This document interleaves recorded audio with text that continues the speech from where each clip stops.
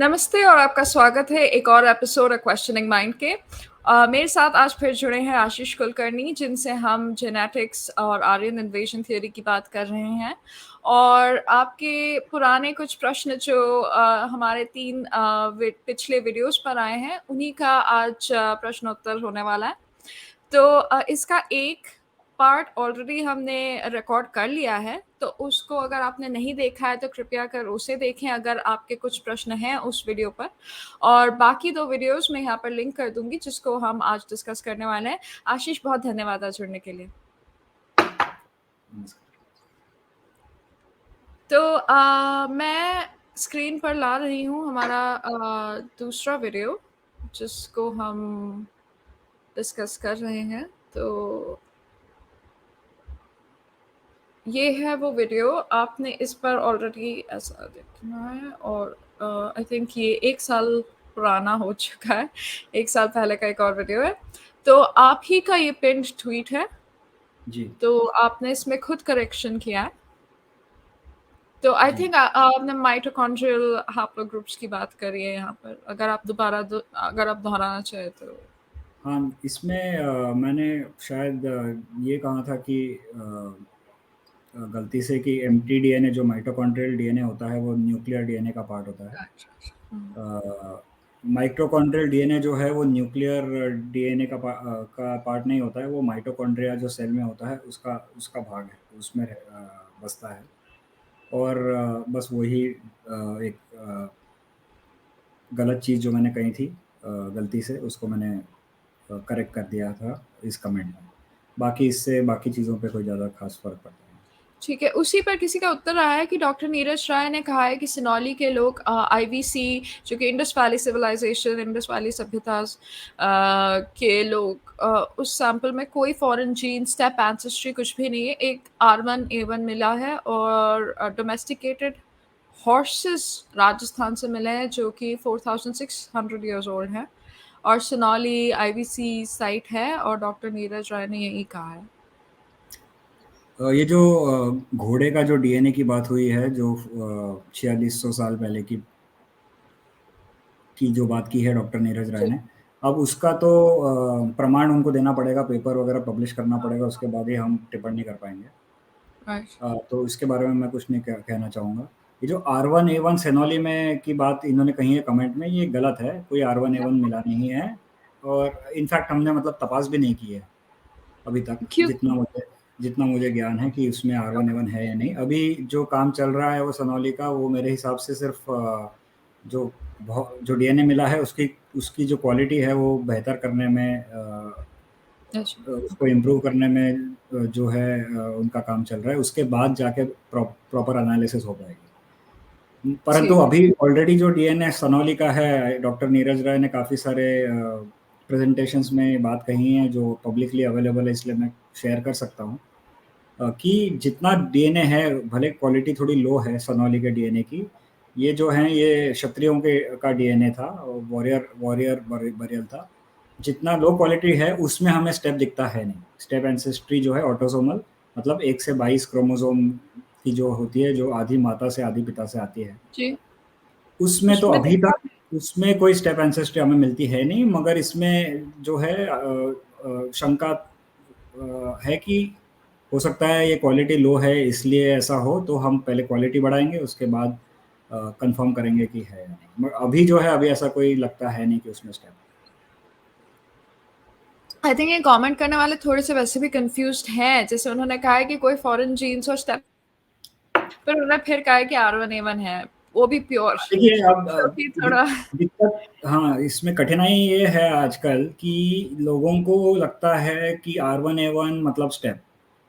हाँ, नहीं, अब इनको ये ऐसा उल्टा लगा है। इन्होंने ये कहा है कि कोई स्टेप एंसेस्ट्री नहीं है बट R1A1 है। ठीक है, वो भले स्टेप नहीं हो बट नहीं, आई मगर थिंक ये, आप हाँ, मगर फिर भी ये है कि R1A1 और स्टेप एंसेस्ट्री ये दोनों अलग चीज़ें। अलग है। जी। स्टेप एंसेस्ट्री जो है वो क्रोमोसोम 1 या 1 1 टू 22, 1 से 22 से 22 में। मिलती है, उसको बोलते हैं हम ऑटोसोमल एंसेस्ट्री। और ये जो R1A1 है, ये वाई क्रोमोसोम, जो 23वें क्रोमोसोम में एक्स और वाई होता है पुरुषों में, उसमें वाई क्रोमोसोम का एक म्यूटेशन है जिसको हम R1A1 बोलते हैं। तो ये क्रोमोसोम के ये मतलब हमारे डीएनए के अलग भागों में से ये दोनों चीज़ें हैं, तो इनको जोड़ना साथ में नहीं चाहिए।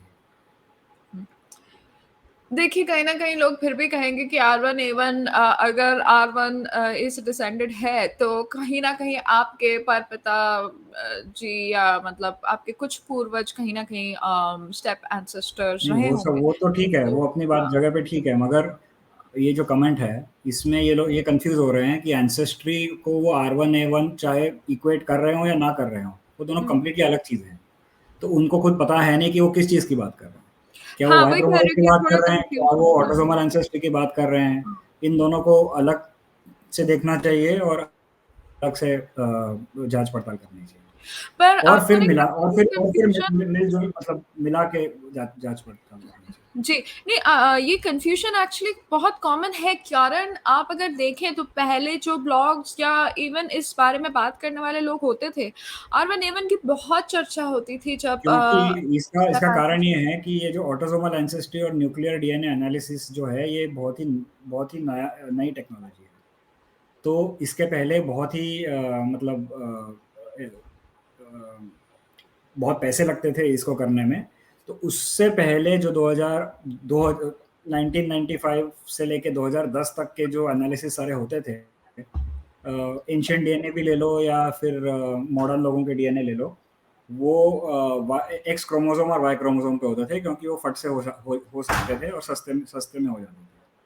तो उसके बेसिस पे एक्स क्रोमोसोम और वाई क्रोमोसोम के बेसिस पे भरपूर बहुत सारे थियरी इन लोगों ने बनाए, जी, जी। क्योंकि तब वही चीज़ थी जांच पड़ताल करने के लिए। न्यूक्लियर डीएनए और ऑटोसोमल डीएनए का एनालिसिस था नहीं। तो अब तो सारा जो प्रीवियस रिसर्च आप समझ ले 2010 तक का है स्पेशली, वो सारा वाई क्रोमोसोम वगैरह पे निर्धारित था।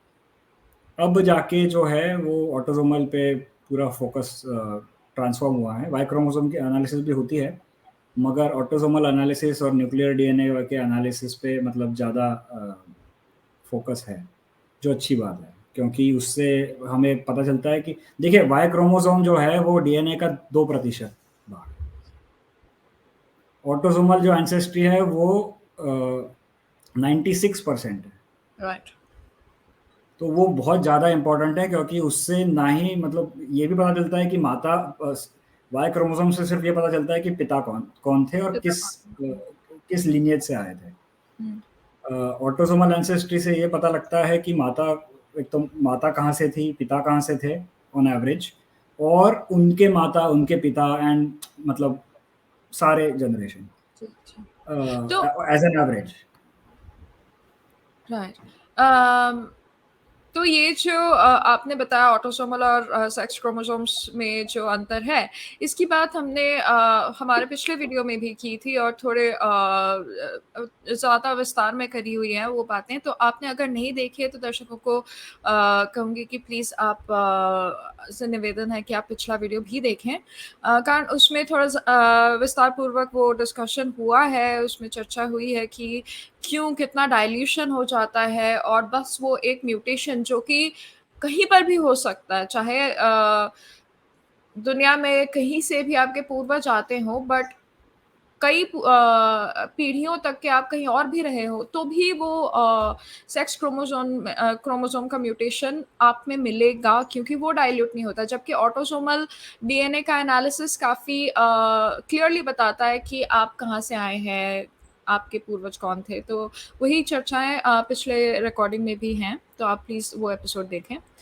तो अगला कमेंट ये है कि मैं ये इंडो आर्य माइग्रेशन काफ़ी दिनों से पढ़ रहा हूँ। इसमें जेनेटिक्स और लिंग्विस्टिक्स छोड़ दें तो टाइमलाइन काफ़ी अजीब हो जाता है और 1500 बीसीई और 700 बीसीई जब सारी उत्तरी भारत में पूरी तरह इंडो आर्यन सभ्यता बस चुकी थी, सिवाय जो मुंडा माइग्रेंट्स हैं दक्षिणी पूर्व एशिया से जो बिहार बंगाल एरिया में रहते हैं, उस तब तक के सारे उत्तर पूर्वी भारत आर्यनाइज्ड हो चुकी थी। जिसको आर्यन सभ्यता कहते हैं वो बस चुकी थी। मगधन, कलिंगन पावर्स जो राजाएं थे वो 700 BCE, BC is before Common Era, तो वो 4000 किलोमीटर दूर है स्वात वैली से। तो हाँ, इसकी भी आपने कल चर्चा थोड़ी की थी कि स्वात वैली में मिले हुए रीजन से, जबकि भारत में मगध और कलिंगा काफी बड़े पावर्स थे उस समय। तो जो पॉपुलेशन 25 मिलियन की तादाद थी 600 BC तक, तो उत्तरी भारत में कम से कम 20 मिलियन लोग थे और कम से कम 10 से 15 मिलियन इंडो आर्यन स्पीकर्स तो नहीं थे, इंडो यूरोपियन लैंग्वेज के जो स्पीकर्स थे। दोनों कह सकते हैं। देखिए इसमें ये पूरे टाइमलाइन में 15 को इंडो आर्यन बोलते हैं और भाषा को इंडो यूरोपियन अभी तक के बोले हैं, पर इंडो यूरोपियन भाषाएं मतलब सारी इंडो यूरोपियन भाषा, जिसमें जर्मन भी आ जाता है, फ्रेंच भी आ जाता है वगैरह। इंडो आर्यन में सिर्फ संस्कृत, प्राकृत और आज के जो सारे देश की भाषाएं हैं वो आती हैं। तो इसमें उन्होंने कहा कि बहुत जल्दी होता है मेरे समझ में, तो जो आर्यंस हैं, मैं सहमत हूँ। हाँ, मैं ये जो कह रहे हैं उससे काफी सहमत हूँ, क्योंकि 1500 से 1000 BC के बीच में अगर आर्य लोग आए थे, तो जेनेटिक्स छोड़ दें अगर और बाकी सारी चीज़ें भी छोड़ दें अगर, तो ये बहुत ही मतलब जो है तेज़ी से, मतलब पहली बात तो पुरातत्व में इसका कोई प्रमाण है नहीं कि कोई स्टेप का या फिर बाहरी जो की सभ्यता है जो मटेरियल कल्चर में दिखती है कि वो फैल रही है पूरे भारत में।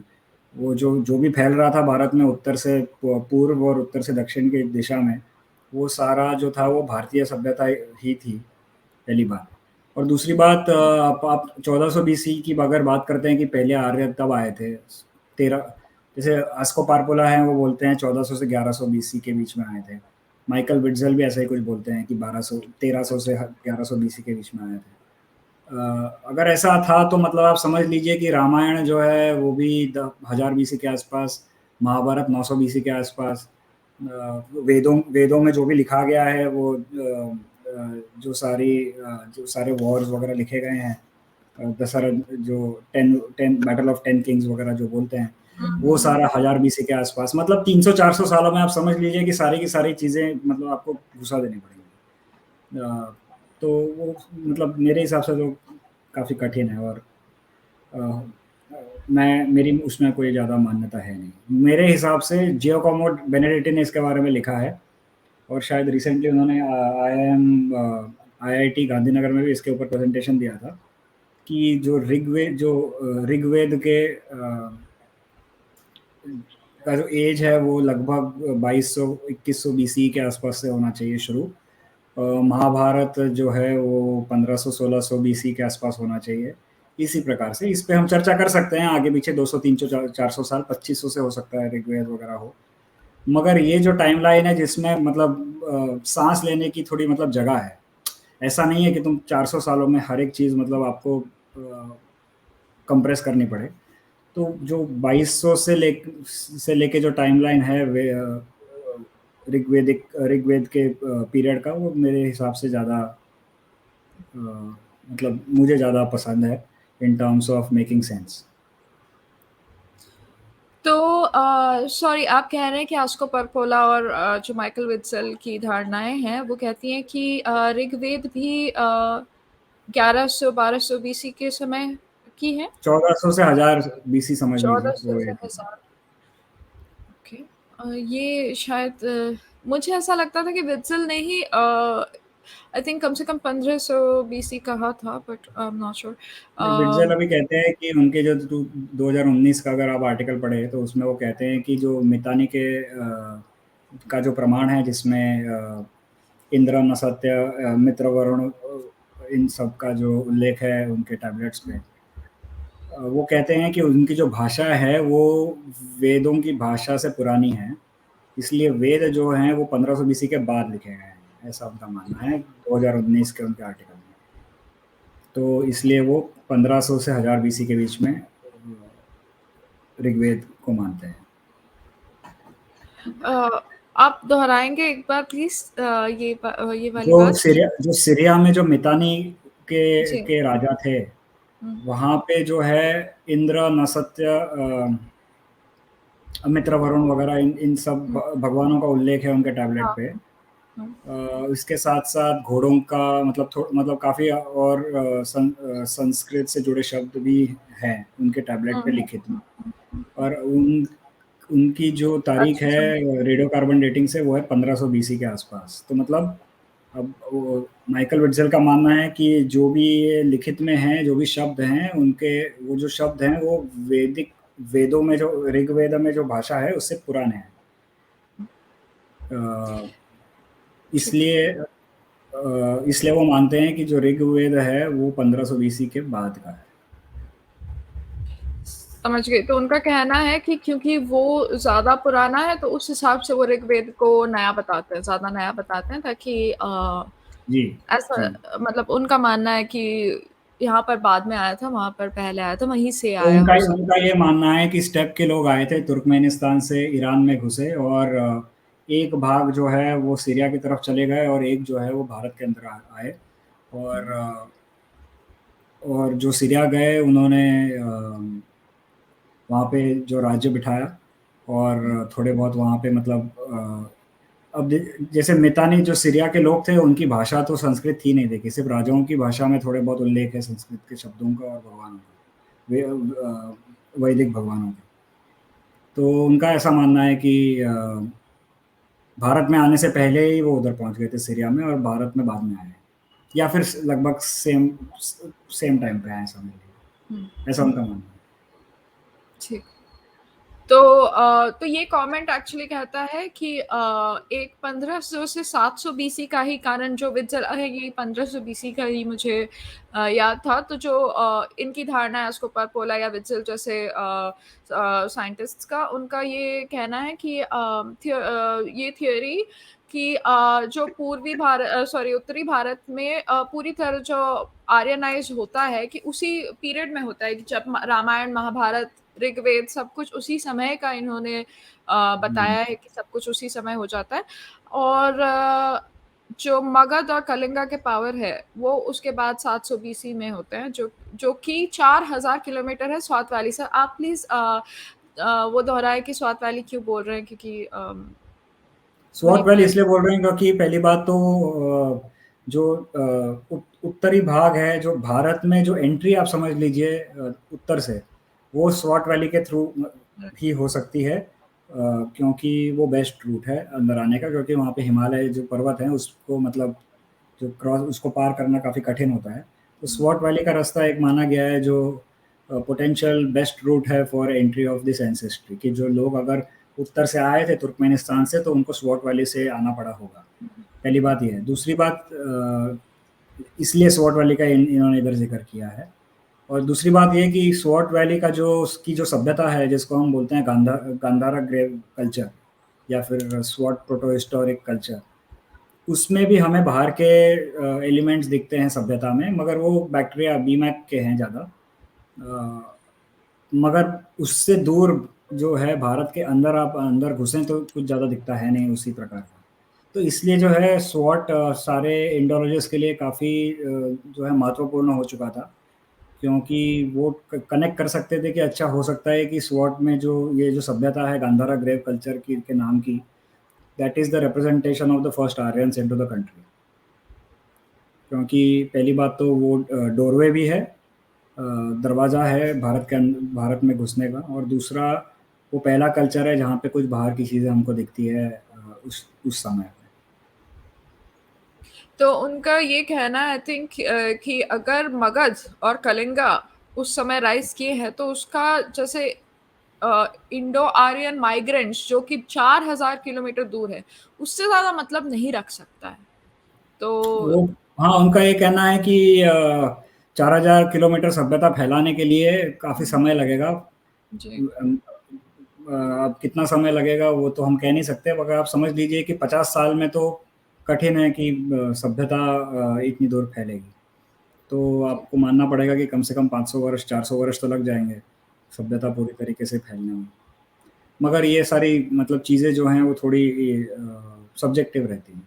थियोरेटिकल, सब्जेक्टिव, रिलेटिव, काफी कुछ है। तो इंडिया की तादाद के बारे में बात करी गई है कि 25 मिलियन था जब तक के ये मगध के राजा बस गए थे और इसके नीचे नीचे कमेंट में लिखा है कि sorry but Indus valley already had 50 million population. 50 million Indus valley में बहुत ज़्यादा है। पूरे भारत में इंक्लूडिंग करंट पाकिस्तान और बांग्लादेश और श्रीलंका मिला के लगभग 25 मिलियन से ज़्यादा होना कठिन है। अब मेरा इस पे कुछ खास मतलब मेरा बेसिस है, सिर्फ एक दो आर्टिकल हैं इस पे। अगर आप गूगल भी करेंगे तो एक एक ही आपको वेबसाइट मिलेगी जिसमें इतने पुराने पॉपुलेशंस का एस्टिमेट किया गया है। मगर वो भी एस्टिमेट 50 मिलियन वगैरह नहीं पहुंचते। पूरे भारत के 20-25 होंगे, जिसमें से नॉर्थ इंडिया उत्तरी भारत के जी, जी। लगभग 10-15 मिलियन होंगे तो इन्होंने मैक्सिमम। भी कहा है कि नॉर्थ इंडिया में मे बी 20 मिलियन कहा है उन्होंने, क्योंकि 25 मिलियन पूरे भारत का सोचकर उन्होंने 20 मिलियन नॉर्थ इंडिया का कहा है, और उसमें से 10-15 मिलियन इंडो यूरोपियन स्पीकर्स। और नीचे वाला कमेंट चलिए वो 50 मिलियन है, और किसी और ने कहा है कि 5 मिलियन है। हाँ, तो मतलब वो 50 बहुत ज़्यादा है, 5 फिर भी हो सकता है, 5 से 15 आप समझ लीजिए उत्तरी भारत में इतना ठीक इतना। है। और उनका फाइनल कंक्लूजन ये है कि नोमैडिक पैस्टोरलिस्ट, जो कि मतलब टिपिकली नोमैड्स को आजकल बंजारा बोलते हैं, बट बंजारा एक ट्राइब है, कैटेगरी है। तो जो घूमने वाले, सिर्फ खेती बाड़ी करने वाले लोग खेती बाड़ी एक भी नहीं, नहीं वो इनको ये बोलते हैं ये जो गाय चराते हैं जो गाय चराते हैं, वही खेती, मतलब एनिमल हस्बेंड्री करने वाले, डेयरी फार्मिंग। और तो वो एक जगह की भेड़ भाषा। भेड़ भेड़ बकरी जी, चराने वाले। जी। तो हाँ, बहुत कठिन है ये, बहुत ही प्रॉब्लमेटिक है असम्पशन। मतलब अगर मतलब ऐसा तो पहली बात तो अगर वो भारत पहुंचे तो वो तो संभव ही नहीं है कि वो अभी भी पेस्टोरलिस्ट हो। उनको मतलब जी, आपकी सभ्यता बिल्कुल, बिल्कुल, बिल्कुल, बिल्कुल, वो हो ही बदलनी नहीं सकता पड़ेगी कि हमें। चराते-चराते, क्योंकि आज तक के भी इतना समय हो गया है कि कहीं और ये नहीं थियराइज़ किया गया है।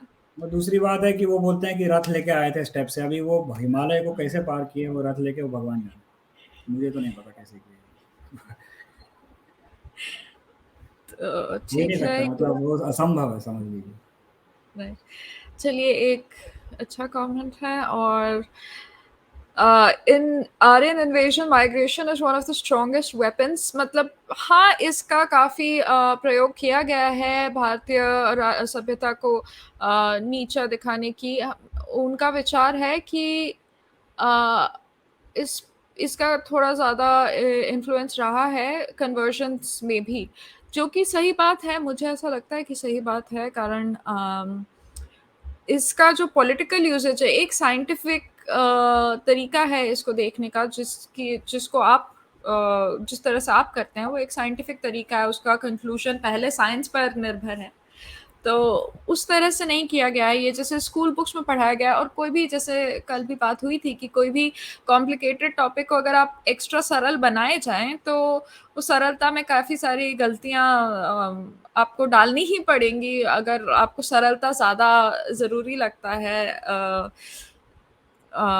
कॉम्प्लेक्सिटी के मुकाबले। तो वो बात तो है, क्योंकि इसका ही काफ़ी ज़्यादा प्रयोग किया गया है एक north Indian south Indian divide create करने में। देखिए अब एक इसमें इसमें ना मुझे ऐसा लगता है कि जब जब यहाँ पे ब्रिटिश का राज था तब तब की तो मतलब बात अलग है। तब तो मतलब उन्होंने काफ़ी डिवाइड एंड रूल वाले काम तो किए ही थे। जी, मगर बिल्कुल। एक बार स्वतंत्रता हमें मिल गई भारत को, तो मुझे लगता है ये सब जो फैलाने वाले लोग जो हैं वो तो भारतीय ही लोग हैं ना। अभी बाहर के तो लोग होंगे मगर भारत में भी तो है ही हैं। तो अभी मुझे लगता है कि बाहर के लोग ऐसा कर रहे हैं और ऐसा ऐसा रिसर्च कर रहे हैं जिससे जिससे फूट बढ़ रही है वगैरह। मुझे ऐसा लगता है कि उसको हमें थोड़ा भूल जाना चाहिए और ये फोकस करना चाहिए कि ये सारी जो अ, मतलब सारी जो ये जो फूट है वो भारतीय लोग ही कर रहे हैं क्योंकि सबके अलग-अलग विचार हैं इसी टॉपिक को लेके। तो मतलब जी, एक पहली बिल्कुल, बात बट तो ये थोड़ा पॉलिटिक्स की बात आ जाती है कि पॉलिटिशियंस कर रहे हैं काफ़ी ज़्यादा, क्योंकि एक आप देख सकते हैं कि तमिलनाडु में 2 पार्टीज़ के 2 मेन पार्टीज़ का ही नाम में द्रविडियन काफ़ी ज़्यादा मतलब उनके नाम में ही है पॉलिटिकल पार्टीज़ की। तो उनको वो है कि हम भारतीय नहीं हैं या भारतवासी, जो एक कहानी बनाते कि हम पे बाकी लोगों ने अत्याचार किया हुआ है पहले, अभी है, अभी तो अभी अभी के देश लिए में भी। ऐसे लोग और ऐसे नेता हैं, तो अभी मैं इसके ऊपर इसके जिससे ज़्यादा हाँ। क्या करूँ? ऐसे और चलता है। इस वजह से एक जो भाग करने की कोशिश की गई है वो काफ़ी सफल रही है, और जो हिंदू धर्म है उसको भी बुरा बताया गया है कि उन पे थोपा गया है। जिस तरह से इन्वेजन का थ्योरी होता था, यही बोला जाता था कि बाहर से आए धर्म ही बाहर का है, और जो भगवान है वो यहाँ के निवासियों पर थोपा गया है, ऐसा उन पे ज़बरदस्ती डाली गई है उनकी पूजा मतलब पाठ, मेरा जो कि ऑफ इस पे कोर्स तो वो भूल है, मतलब अभी तो माना नहीं, गया अगर है भूल कि ना भी हो, अगर भूल ना भी हो, चलिए मान लेते हैं कि 4-5 हज़ार साल पहले बाहर से लोग आए थे और बाहर से भाषाएँ आई, और बाहर से जो वैदिक धर्म है वो, चलो वो भी बाहर से आ गया, चलो मान लिया। 5-4 हज़ार 5,000 साल पहले की बात है। तो क्या? उससे क्या मतलब क्या हो गया? ठीक है, बाहर से आया, फिर क्या? तो 4,000 साल हो गए।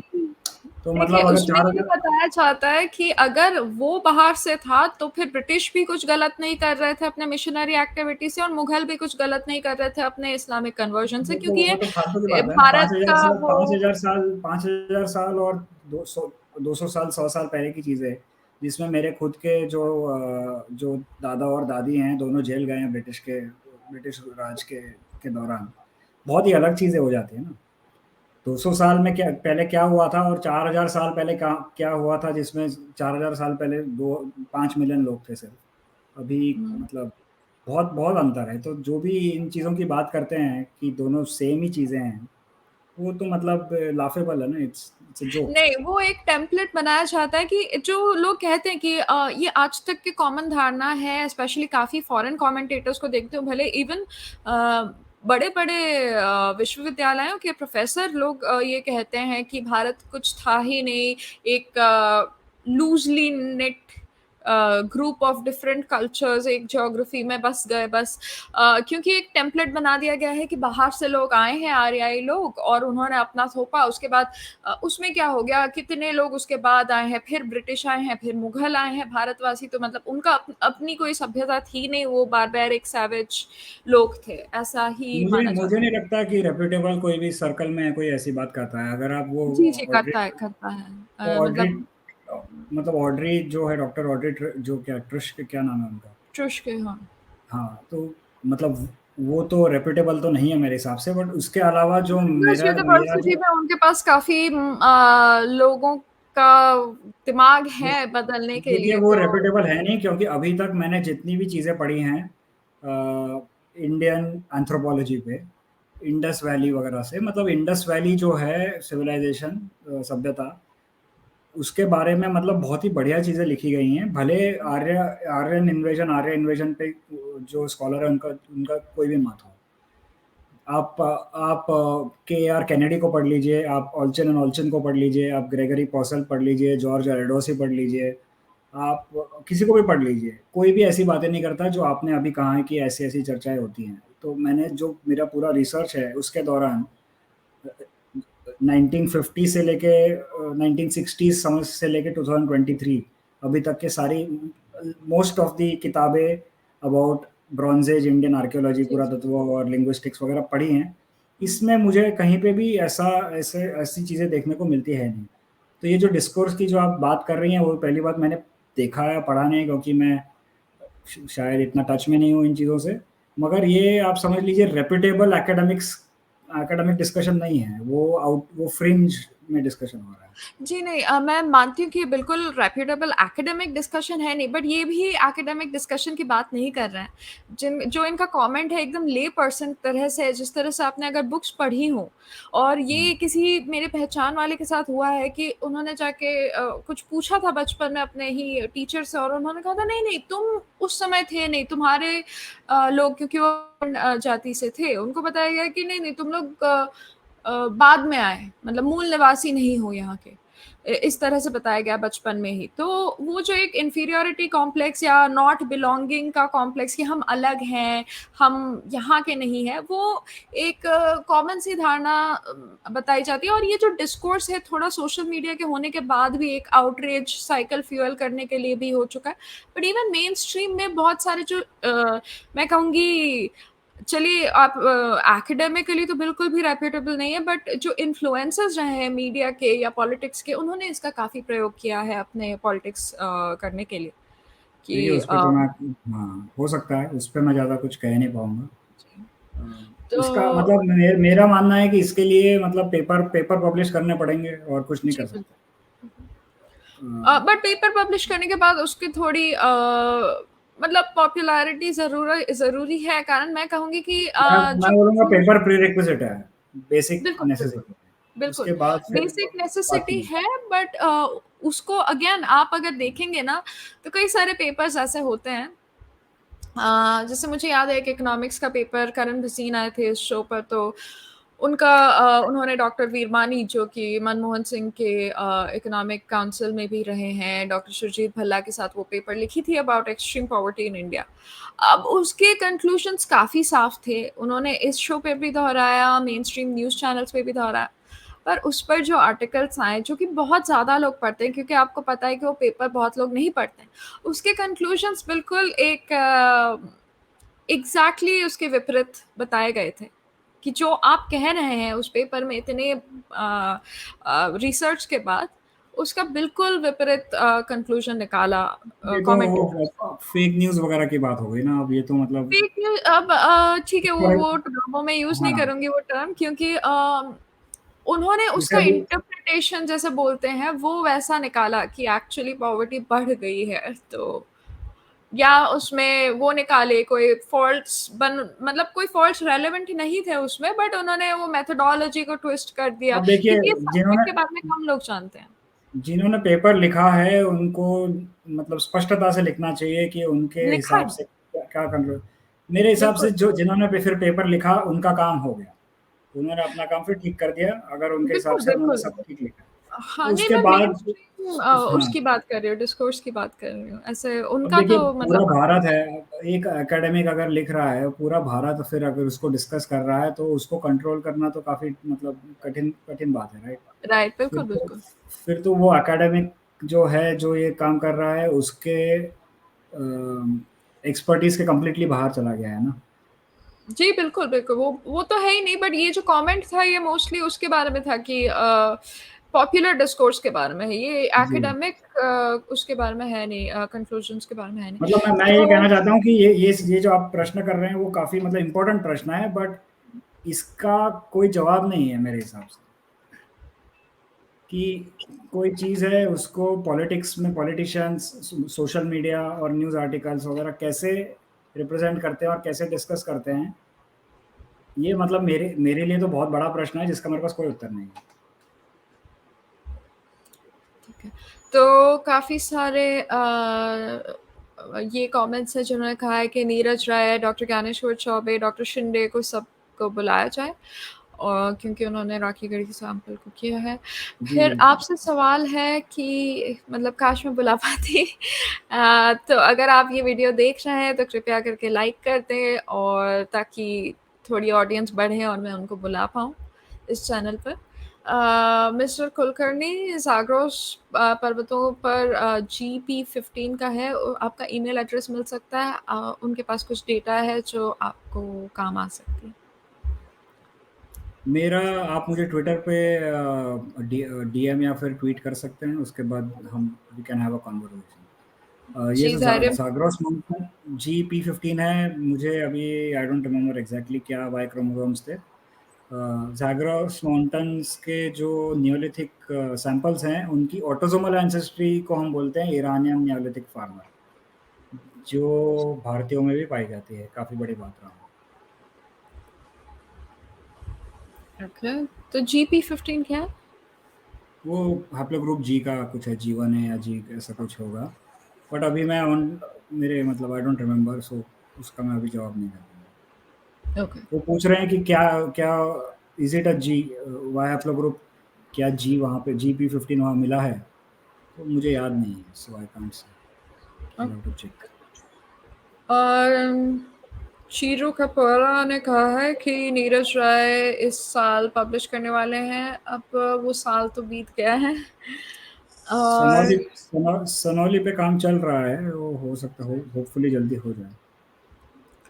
किसी ने लिखा है कि ऋग्वेदा का ऋग्वेदा और महाभारता को महाभारता बोले तो उसको देखिए सीधे दोनों ही के, इसका उत्तर है कि दोनों के बीच का होना चाहिए। ऋग्वेद भी नहीं है, महाभारत भी नहीं है, ऋग्वेद महाभारत, ऐसा मतलब देखिए एक्चुअली ऐसा। इनको शॉर्ट डिलीशन या हलंत होने का ट्रांसलेशन दो अलग अलग भाषाओं में अगर हम ट्रांसलेट करते रहें, ट्रांसलिटरेट करते रहें तो उसमें इश्यूज आ जाते हैं, बट वो थोड़ा कॉम्प्लिकेटेड होगा। आई थिंक ये बस थोड़ा अपना ओपिनियन दे रहे हैं, शायद वो नहीं मानते हैं इस थ्योरी में, इसलिए मतलब ये डिस्कशन में तो बोल दिए।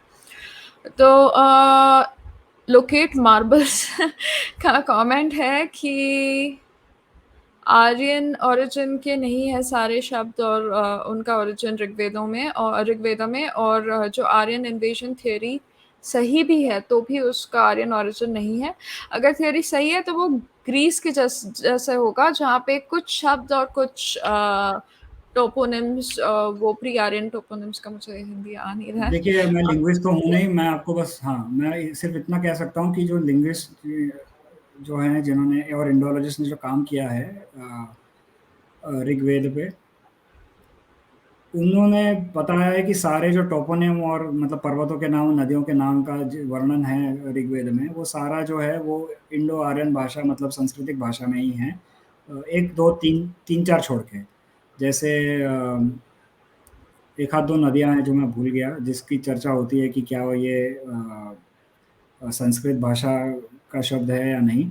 मगर 98-99% आप समझ लीजिए कि जैसे माइकल विट्ज़ेल कहते हैं कि ऑलमोस्ट सारे ही जो शब्द हैं वो संस्कृत से जुड़े हुए हैं ऋग्वेद में, पर्वतों के नाम और नदियों वगैरह के नाम। मगर जो ग्रीस है, ग्रीस में जो होमर के जो सारे ने जो भी लिखे लिखे हैं, उनके जो भी कॉम्पोजिशंस हैं, उसमें 50% या 60% ऐसा कुछ जो है जो शब्द हैं पर्वतों के, नदियों वगैरह के, वो प्री ग्रीक शब्द हैं। तो जिससे पता चलता है कि जो ग्रीस में जो है इंडो यूरोपिया भाषाएं, ग्रीक भाषा जो है वो बाद में आई थी, और पहले वहाँ के जो लोग थे वो कोई कोई और भाषा बोलते थे। तो अब इन्होंने कहा है कि ये हाईली डाउट करते हैं कि, अब ये मेरा तो कहना है नहीं, ये तो विट्ज़ेल ही कह रहा है जो खुद आर्यन इन्वेजन को मानते हैं। इसके लिए आप एक किताब पढ़ सकते हैं जिसमें काफ़ी अच्छा डिबेट हुआ है इस टॉपिक पे, वो है Edwin Bryant, the quest for the origins of the Rigveda, ऐसा कुछ नाम है। एडविन ब्रायंट की का पुस्तक है, उन्होंने दोनों both side of the debate के बारे में काफ़ी लिखा है, उसमें इस स्पेसिफिक विषय पे भी काफ़ी चर्चा हुई। तो ये किताब मैं लिंक कर रही हूँ आप लोगों के लिए डिस्क्रिप्शन बॉक्स में, तो अगर आपको सच में कोई इंटरेस्ट है गूगल तो आप गूगल प्ले प्लीज। में भी है, तो आप गूगल प्ले अच्छा, बुक भी खरीद सकते हैं। ओके। तो देखिए एक मेरी निवेदन है आपसे, अगर आप ये देख रहे हैं, दर्शक हैं इस वीडियो के, अगर कोई भी सब्जेक्ट पर आपको थोड़ा सा ज़्यादा नॉलेज चाहिए तो किताबों में आज तक जितना आप यूट्यूब से सीखेंगे, जितना आप कहीं और से सीखेंगे, किताबों में आज तक उससे कई गुना इन डेप्थ एक इन्फॉर्मेशन मिल सकता है। यहाँ पर आप और लोगों के ओपिनियंस जान सकते हैं, पर उससे कोई आपको बस आप जो मानते हैं या तो उसके खिलाफ होगा या तो उसके साथ होगा। तो अगर आपको सच में कोई इन्फॉर्मेशन जानना है तो कम से कम कोई पेपर पढ़िए। अगर किताब पढ़ने का आपको समय नहीं मिले तो पेपर 25-26 पेजों के होते हैं, तो यही ऑथर्स ने कई सारे पेपर्स पब्लिश कर रखे होंगे, तो वो आप पढ़ें। अगर आपको उसमें कोई दिलचस्पी है, आपसे नहीं एक्सेस हो रहा है, तो आप मुझे ट्विटर पर डायरेक्ट मैसेज करें, मैं आपको उसका डाउनलोडेड वर्जन अगर मेरे पास हो तो वो भी भेज सकती हूँ, सिर्फ इस सब्जेक्ट पर नहीं बट कोई भी सब्जेक्ट पर। चलिए आगे बढ़ते हैं। अगला कमेंट है फिर से डॉक्टर नीरज राय को बुलाने की। फिर से मेरा निवेदन है कि आप इसे लाइक करें या सब्सक्राइब करें ताकि उन तक ये बात पहुँचे। What about cyclical Wrath and wisdom 8191 पूछते हैं कि साइक्लिकल माइग्रेशंस के बारे में क्या, जो अगर घर बार बार ही माइग्रेटरी बर्ड्स और इस तरह की साइक्लिकल माइग्रेट खैर होती हैं, ऐसा मैं मजाक में बोल होमलैंड हाँ, बट मुझे समझ होमलैंड मुझे कैसे शिफ्ट मुझे होगा? प्रश्न ही समझ में नहीं आया। ये कह रहे हैं कि होमलैंड कंटिन्यूअसली शिफ्ट जी होता जी। रहा है।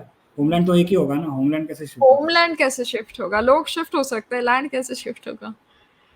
तो होमलैंड पॉपुलेशन हो सकती है जो ये भाषा बोलती हो, तो शायद उसकी बात कर रहे हैं, पर आई डोंट थिंक इसका कोई उत्तर देखिए, है। ये इंडो यूरोपियन जो भाषाएं हैं उनके दो मेन थियरीज हैं। एक है एग्रीकल्चरल थियरी कि जो फार्मर्स हैं, फार्मर्स के थ्रू ये जो भाषाएं हैं वो स्प्रेड हुई हैं। तो फार्मिंग मोस्ट लाइकली स्टार्ट हुई ईरान और एनाटोलिया, टर्की के रीजन में 9000 बीसी के आसपास। और भारत में भी सात सात 7000 बीसी में कुछ कुछ हो सकता है शुरू हुई हो। मगर ये रीजन से स्प्रेड होके यूरोप को भी पहुंची, इंडिया भी पहुंची, चाइना भी पहुंचा। फिर चाइना में अलग से अपना चावल वगैरह का डोमेस्टिकेशन हो रहा था इंडिपेंडेंटली। मगर जो गेहूं है और बार्ली बार्ली को हिंदी में क्या कहते हैं?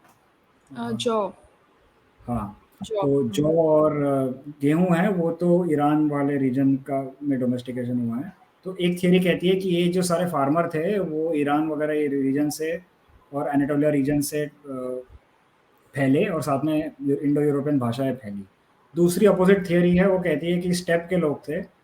अब ये जो फार्मर लोग थे, दे रिप्लेस्ड हंटर गैदरर्स जो मछली खाते थे और जो शिकार करके खाते थे।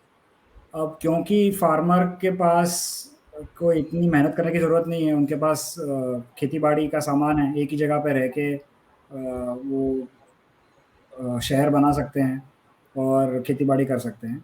तो इससे उनको मेहनत कम करनी पड़ती है और मतलब there are advantages which allowed them to over power the tribals, hunter gatherers. तो ये थियरी एक है। दूसरी थियरी है स्टेप वाली थियरी। स्टेप लोगों के पास पहिए थे, वैगन थे और फिर बाद में चैरियट आ गए और ये मिलिटरीली सुपीरियर थे, वॉरियर लोग थे। तो इन्होंने अपने वॉरियर और अपने पहियों से और अपने जो रथ रथ जो थे वो लेके सब जगह यूरोप और भारत और सब जगह फैल गए और मिलिट्री सुपीरियरिटी के वजह से भाषाएं फैलाई। तो ये दो अपोजिट थियरी। तो पहली थियरी जो है वो कॉलिन रेनफ्रू की है, जो एनाटोलियन होमलैंड, ईरानियन होमलैंड को मानते हैं। और दूसरी थियरी जो है स्टेप थियरी है, जो गिम्बुटास ने फैलाई थी। अभी मैलरी, जेम्स मैलरी और डेविड एंथनी और ये सब लोग मानते हैं। मगर मोस्ट लाइकली अभी जो लोग हैं, अभी जो कंसेंसस है वो एक मिक्सचर ऑफ बोथ थियरीज पे फोकस मतलब शिफ्ट हो गया कि some part of it was explained by farmer theory और लेटर पार्ट यूरोप में जो है वो स्टेप थियरी। इस तरीके से थोड़ा अभी व्यू शिफ्ट हुआ। um, तो फिर उसका उत्तर किसी ने दिया, डिसेंडेड ऑफ ऋग्वेदा। इन्होंने एक और कमेंट किया है शायद यहाँ पर या पुराने वीडियो पर। हाँ, ये इसने आपको वो कमेंट हम ऑलरेडी आपने उत्तर दे दिया है इसका। तो उन्होंने आई थिंक वो काफ़ी इंटरेस्टेड है इस सब्जेक्ट पर, शायद पिछले वीडियो पर भी उनका कमेंट था।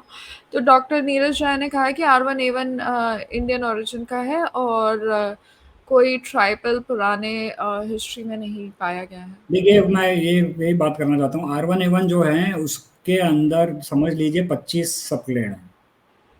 तो जब कोई भी बोलता है R1A1 यहाँ से है वहाँ से है, तो मतलब मैं समझ जाता हूँ कि मतलब ये कॉम्प्लिकेटेड सब्जेक्ट है। स्पेशली R1A1 कॉम्प्लिकेटेड सब्जेक्ट है क्योंकि इसके नीचे 25 सबक्लेड है। R1A1A है, R1A1A1 है, R1A1A2 है, R1A1A2B है, R1A1A2B1 है। सबके अलग अलग स्प्रेड हैं और सबके अलग अलग पॉइंट ऑफ ओरिजिन और time of origin. India specific क्या है उसके उसके बारे में हमें देखना है।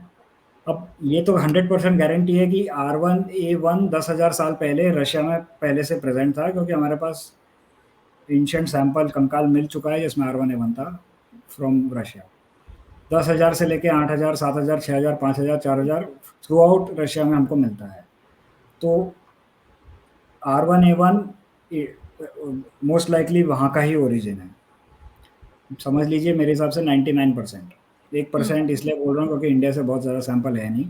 एक मतलब मैं छूट दे रहा हूँ कि हो सकता है कि अपने को 5000 साल पहले, 6000 साल पहले इंडिया में मिल जाए, हो सकता है।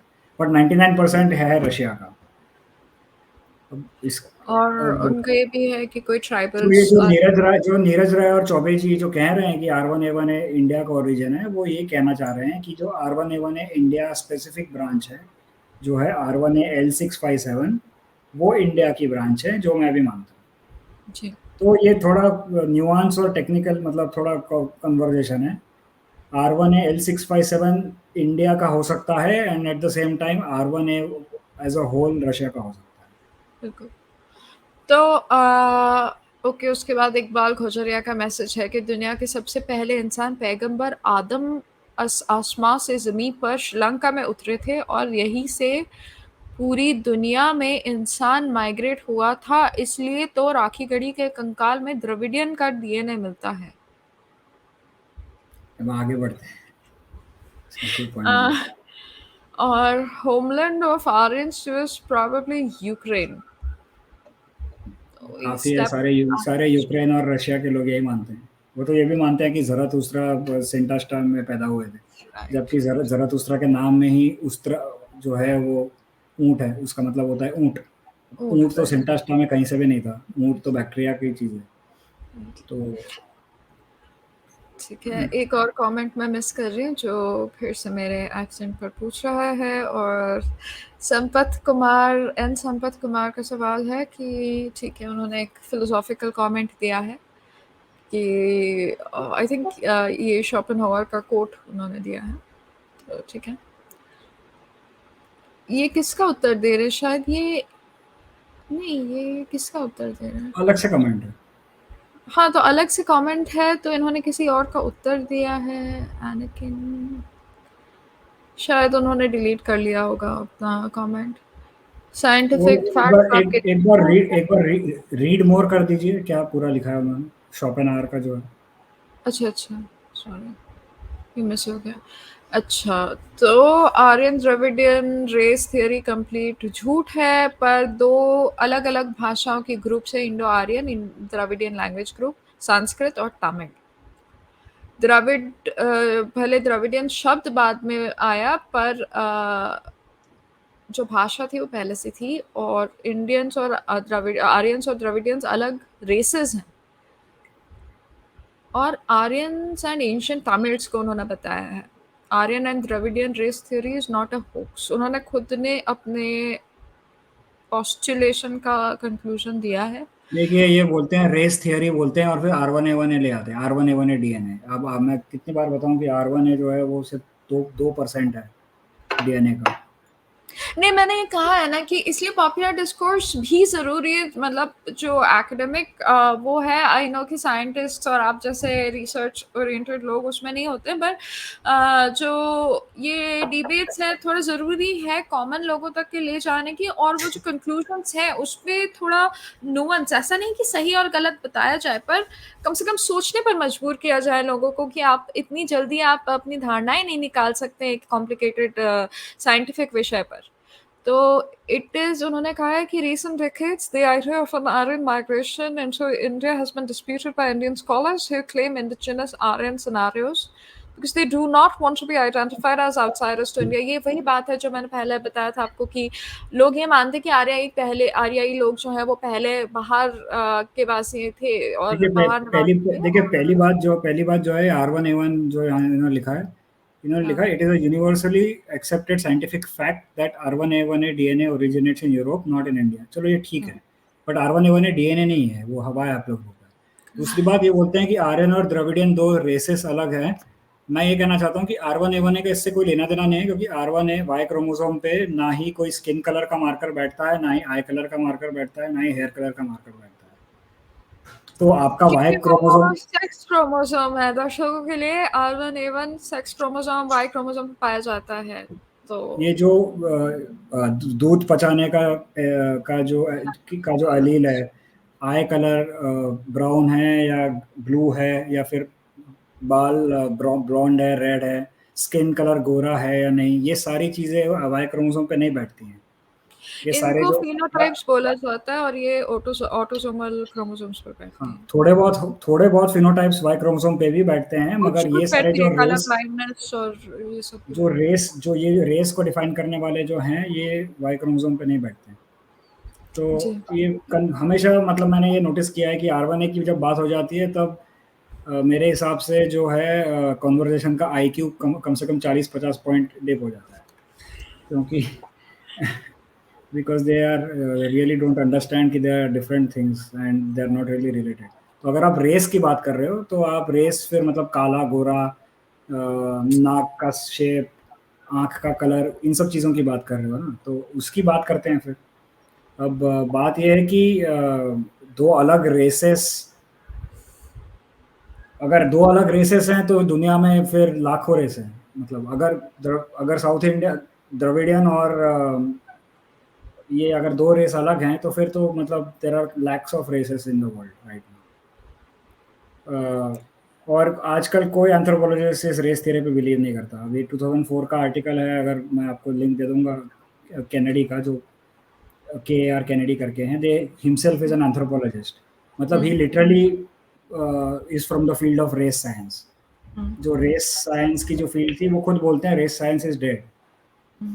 वो खुद बोलते हैं कि हमको स्केलेटन में आर्यन हमको मिलेंगे कैसे, जब हमको पता ही नहीं है स्केलेटन में कि हमको क्या देखना है आर्यन के लिए। That is what he has written कि how can I identify an Aryans in the skeletal record of India when I don't know what to look for. एक वो भी था ना कि आई थिंक मेरे ही चैनल पर अमृतांशु पांडे आए थे एक बार, जिन्होंने इस पर बात करी थी कि रेस थ्योरी जो एक स्वीडिश एक्सपेरिमेंट था जहाँ पर पता चला कि उनके एंसेस्टर्स कौन थे, और वही साइंटिस्ट ने इमीडिएटली काम बंद कर दिया क्योंकि उनके कंक्लूजन्स के खिलाफ जा रहा था, तो वहीं पे डिबंक हो चुकी थी थ्योरी। पर ठीक है, कुछ लोगों को मानना है, बट ये कमेंट लंबा है तो आगे पढ़ते हैं, कुछ इंटरेस्टिंग आएगा शायद। यूनिवर्सल, ठीक है, वो यूरोप में ओरिजिनेट होता है। आर्यन जीन कहा जाता है उसे, जो कि नंबर ऑफ ट्राइब्स जो कि कॉकेसस रीजन में पाए जाते हैं उनमें मिलती है। देखिए, पहली और बात, R1A1 जो आर्यन जीन है, मैं वापस कहना चाहता हूँ कि वो कोई आर्यन जीन है नहीं। वाई क्रोमोसोम आर्यन जीन नहीं हो सकता। 2% ऑफ एंसेस्ट्री आपकी आर्यन जीन नहीं हो सकती। ब्राह्मणों को देख ले, आज के ब्राह्मणों में उनमें सारे के सारे R1A तो है नहीं। 10 अलग अलग हैप्लो ग्रुप है R1A1 छोड़ के। R1 है, J1 है, J2 है, L है, R2 है, G है, E है, हर तरह के हैं।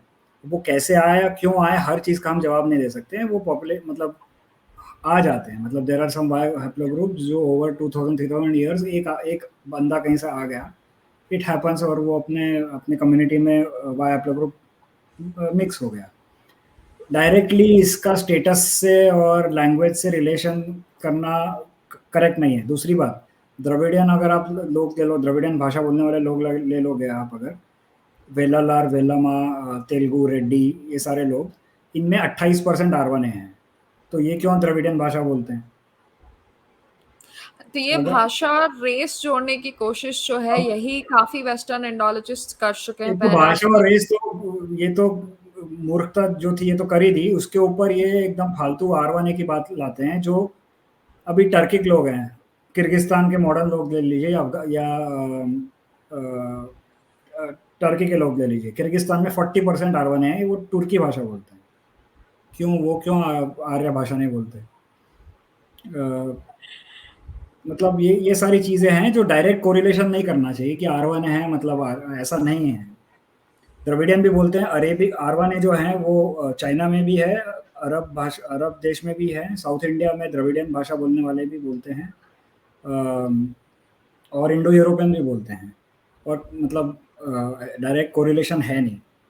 इसका मतलब सिर्फ एक है, R1A आया मतलब कांटेक्ट हुआ, जेनेटिक कांटेक्ट किसी समय में हुआ फ्रॉम R1A मेल्स। कब हुआ, कैसे हुआ, उसकी जांच पड़ताल करनी चाहिए। और उसका क्या तात्पर्य था, what does it mean in terms of cultural change, language change वगैरह, उस वो ज़रूरी है उसका, उसकी मतलब उसका तपास करना। बट तब से अभी तक 4000 साल गुजर चुके हैं। उसमें बहुत चीज़ें बदल जाती हैं, फ्रीक्वेंसीज रैंडमली शिफ्ट होती रहती हैं, फ्रीक्वेंसीज की, R1A की या J1 J2 की। उसके ऊपर बहुत ज़्यादा नहीं करना चाहिए। अब इसमें जेनेटिक फ़ील्ड का भी प्रॉब्लम है, जो जैसे मैंने कहा था कि 2000 से लेके 2010 तक वाई क्रोमोसोम पे बहुत ज़्यादा फ़ोकस रहा था, जी, क्योंकि एक ही तरीका था उनका, मतलब it was a cheaper way to write. Analyse people. तो that is a problem and मतलब हाँ, तो ये बट ये एक और रिलेट बात बात ये है कि ये थ्योरी से काफ़ी लोग इमोशनली जुड़ गए थे, कारण पहला जो था ये बहुत थ्योरी लिंग्विस्टिक था। उसके बाद उसमें पहले रेशियल बनाया गया उसे, फिर आर्कियोलॉजिकल एविडेंस जितना-जितना वो मार्कर्स को मिटाते गया, वो फिर जेनेटिक्स आया था कि रेस थ्योरी से और कंपेयर किया जाए। इसमें इसमें अभी पता है प्रॉब्लम क्या है? प्रॉब्लम है कि वाई क्रोमोसोम R1A क्यों इतना चिपका हुआ है? क्योंकि लाख देखिए, मैंने खुद का डीएनए टेस्ट करवाया नहीं है, क्योंकि मेरे को कोई ज़रूरत लगती नहीं है करवाने की। मेरे को I I want to answer broader problems of society rather than personal problems. Personal कि मेरी पर्सनल एंसेस्ट्री क्या है वगैरह। मगर there are thousands of people who have gotten them tested and R1A is a very widespread, बहुत widespread Y haplogroup है। तो ये सारे जो R1 हैं पूरे दुनिया भर के हैं। यूएस से लेके यूरोप ले लो, पाकिस्तान ले लो, अफ़गानिस्तान, इंडिया, सारे मिलके जो हैं उनको चाहते हैं कि R1A सुप्रीमेसी करेंगे। क्योंकि हम R1 हैं, हमारे सेम हम at the end of the day हमारे एक ही कोई पूर्वज था 10,000 साल पहले R1A, 25,000 साल पहले R1A। तो उसमें ये जो बात है ये भी घुस चुकी है ऑनलाइन कम्युनिटी में, नॉन बिल्कुल। एकेडमिक कम्युनिटी में, नॉन एकेडमिक कम्युनिटी में। हुँ। तो वो जो है तो ये इसके ऊपर मीम बनाते रहेंगे, R1A पे मीम्स, और ये मतलब इस हिसाब से ये जो है वो स्प्रेड हो रहा है। एंड उसमें उनका पर्सनल ही है, क्योंकि दे आर देमसेल्व्स R1A और उनको सुप्रीमेसी करनी है, क्योंकि आजकल क्या है, हर चीज़ पे सुप्रीमेसी करते हैं ना लोग। भाषा पे, रिलीजन पे, कलर पे। तो R1A पे भी करेंगे, फिर हमारे पास 35% स्टेप एंसेस्ट्री है तो उस पे भी सुप्रीमेसी करेंगे। अरे मेरे पास 35% है, तेरे में तो 30 ही है। उस हिसाब से मतलब ये सारी चीज़ें चलती है। अरे तो यार! ये तो ये हो रहा है। This is also playing a part in all of this. Actually हो रहा है। अब आप आई देख नो। लो, ये ऑनलाइन अगर आप देखोगे, ये टर्किश लोग और ईरानियन लोगों का झगड़ा होता रहता है। तो टर्किश लोग ईरान को बोलता है, अरे तेरे में तो 6% ही स्टेप है, तो इलामाइट है, अच्छा। तो स्टेप का है ही नहीं। तो बोलता है, अरे अरे ऐसे कैसे कह दिया, मेरे में तो 15% है, झूठ क्यों बोल रहा है? मतलब ये सारी फालतू की बातें होती रहती आप अपने जीन्स को लेकर भी सुप्रीमेसी दिखा सकते हैं। पहले तो फिनोटाइप्स पे होता था, जीनोटाइप पे हो रहा है, ठीक है। फिर उन्होंने कहा हिटाइट्स जो बाबिलोन, मितानी, अच्छा, हिटाइट्स बाबिलोन गए थे, मितानी तुर्की गए थे और हिस्कोस इजिप्ट गए थे। इटालिक्स, डोरियंस जो ईरान और अफ़गानिस्तान और फिर इंडिया आए। इसका कोई एविडेंस नहीं है, इसका कोई सबूत नहीं है कि ये जीन एंशिएंट इंडिया में हुआ और बाहर की तरफ फैला। पर है। कौन से भारत दिन में आर जी, ये R1A की बात कर रहे हैं कि आर किसकी बात कर रहे हैं? ये इंडिया से उन्होंने तो साथ इंडिया में ट्राइब्स की बात करी है कि हिटाइट्स बैबिलोन गए, मितानी, आई थिंक ये यही कह रहे हैं कि जो हिटाइट्स, मितानी, हिस्कोस, इटालिक्स, डोरियंस हैं, ये इंडो आरियाई ट्राइब्स हैं और वही नहीं आरियाई नहीं, ट्राइब्स फिर अफगानिस्तान से भारतवर्ष आए और इसका कोई भी सबूत नहीं है कि ये R1A1 जीन भारतवर्ष में हुआ है और उसके बाद पश्चिमी दिशा में अफगानिस्तान वगैरह गए, जो आउट ऑफ इंडिया थ्योरी की बात करें। पर भारतवर्ष में जेनेटिक ओरिजिन ऑफ आरियाई लैंग्वेज स्पीकर्स को उल्टा बताने की कोशिश की जा रही है आज की तारीख में। और जो नाम है ईरान का, वही उसका मतलब ही है आर्यों का राज्य, आर्यों का भूमि। और ईरान शहर और ईरान दोनों का मतलब यही होता है। और जो सबसे क्लोज रिश्ता रहा है ईरान और बाकी इंडो आरियाई ग्रुप्स में, कोई भी संकोच है नहीं ये मानने में, और इसमें लिंग्विस्टिक फीचर्स हैं। तो इनका यही मानना है, I think at the end of the ये बोल रहे हैं कि दिस प्रूव्स दैट कंक्लूजन। हाँ, कि वैदिक संस्कृत हाँ, gods are similar to Mitanni gods. तो इसका मतलब है कि सीरिया में है। ये तो मेरे ख्याल से द्रविडियन प्रोपेगेंडा है। ये I think he is I a M not sure. Dravidian इन्होंने प्रो थोड़ा सा ये भी कहा है कि इंडो आर्यन, बेसिकली उनका ये है कि इन ईरान से आए हैं लोग, क्योंकि इन्होंने ईरान का काफ़ी ज़िक्र नहीं, किया हुआ है, जैसे ये दे बोल रहे शेयर हैं कि क्योंकि मितानी के जो सील्स हैं उसमें वैदिक देवताओं का नाम लिया गया है। इसका मतलब सीरिया और ईरान में ऋग्वेद का जो कंपोजिशन हुआ है और फिर वहाँ से भारत आए हैं। तो मैं पहले ये कहना चाहता हूँ कि जो सीरिया के लोग थे वो हुरियन भाषा बोलते थे, उसका कोई संस्कृत से लेना देना है नहीं। तो इसका मतलब है कि ये जो बोल रहे हैं कि सीरिया में वैदिक लोग रहते थे, ऑन द कॉन्ट्ररी वहाँ पे आए थे, क्योंकि वहाँ के लोकल तो बिल्कुल अलग भाषा बोलते हैं। कुरियन भाषा इज़ एन आइसोलेट लैंग्वेज, जिसका ना ही सेमेटिक बाइबलोनियन मेसोपोटामियन या किसी से कोई लेना देना है, और वैदिक वैदिक संस्कृत भाषा से तो कोई लेना देना है ही नहीं। तो on the contrary it is, सब बिलीव यही करते हैं कि जो सीरिया में जो वैदिक हमको थोड़े शब्द और देवताओं का नाम दिखता है, वो जो है वो पूर्व से आया है सीरिया में। वो पूर्व से कहाँ से आया है वो प्रश्न है जिसका हमें उत्तर देना है, मगर वो लोकल है नहीं। वैदिक संस्कृत भगवान है इंद्र, वरुण, मित्र, सोम, रुद्र, विष्णु, अग्नि। और मितानी सीरियन गॉड्स हैं इंद्र, वरुण, मित्र, नसात्यास, जो कि अश्विन का नाम है, अश्विन का दूसरा नाम। तो आप कह रहे हैं कि वो ऑलरेडी ये वहां पे ये नहीं ये थे कह वो। रहे हैं कि हाँ, सीरिया से भारत आए हैं। मैं ये हाँ कहना नहीं चाहता हूँ कि एकेडमिक कंसेंसस ये है कि वो सीरिया में आए थे पूर्व से। आए थे जी। Excuse me. और वैदिक संस्कृत में जो भगवानों का नाम है वो सीरियन गॉड से मिलता जुलता है, और सीरियन भाषा संस्कृत से ज्यादा पुराना है। हाँ, ये कहाँ से? मगर वो सीरियन भाषा इंडो यूरोपियन भाषा है नहीं। एग्जैक्टली। तो उसका क्या जोड़ है, वही रेलेवेंस देख रही थी। उसका और कोई लेना देना नहीं। ऋग्वेदा फिर तो ये कैसा थियोरी है जो कि मतलब बिल्कुल ही उल्टी, कि कब बना था ये थियोरी कि language, literature, epics, poems evolve in Vedic culture. Asuras are the bad guys. Devas, ये काफी कॉमन प्रश्न है एक्चुअली, कि जो पर्शियन कल्चर है उसमें अहुरास को अच्छा माना जाता है, और देवास को विलन माना जाता है, जबकि भारतवर्ष में एग्जैक्टली उल्टा है। जब वैदिक आर्य आगे बढ़े थे तो वो भारतवर्ष आए थे और उनको द्रविडियंस मिले। द्रविडियंस हार गए और उनको नीच जाति बताकर वैदिक सोसाइटी में रखा गया और उनको असुरास बोला गया। और असुरास का डिस्क्रिप्शन द्रविडियन बन चुका। ये तो अच्छा, मैं समझ रही हूँ द्रविडियन एक वो है शायद मैं ये समझ गया। मैं तभी समझ गया था जब उन्होंने कहा था कि संस्कृत सीरियन। भाषा सीरिया से आई है। ये द्रविडियन ये मुझे प्रोपेगेंडा ही नहीं हो पता सकता है। था, ये क्योंकि इंटरेस्टिंग है, मुझे क्योंकि नहीं पता। क्योंकि कोई एकेडमिक प्रॉपर स्कॉलर है नहीं जो ये बोलता है कि संस्कृत भाषा सीरिया से आई है। सिर्फ द्रविडियन प्रोपेगेंडिस्ट बोलते लार्ज फेशियल हेयर, ये भी इंटरेस्टिंग है। तो आप कह रहे हैं कि जो सरदार हैं जो रखते हैं एक्चुअली लार्ज फेशियल हेयर, या पाकिस्तानी जो रखते हैं लार्ज फेशियल हेयर की हैं। ये जो पूरी द्रविड़। रीडिंग है कि काले लोगों को फ्लैट नोज वगैरह तो को, ये बहुत, सब ये तो बहुत खराब है, ये बहुत ही रेसिस्ट कमेंट है। ये 1930 1940 में जर्मन नेशनलिस्टिक समय का की थियरीज है ये। बहुत ही बुरा जिसको लग रहा है ये पढ़ते हुए मुझे। कौन इसको हम लिखते स्किप कर हैं? देते हैं। इसको इसमें देयर हैव नहीं, बीन। उत्तर दे सकते हैं। एन संपत कुमार, ये उन्होंने काफी मेहनत करी है इसको लिखने में, काफी समय लगाया है, काफी मानते हैं इस विचार को। इसका कोई पॉइंट और नहीं है, क्योंकि ये पूरी तरीके से डिस्क्रेडिट हो चुका है 1930 1940s, या फिर अच्छा, इन्होंने वो जर्मन। ऋग्वेदों का बताया ना, दास्यूज और डार्क।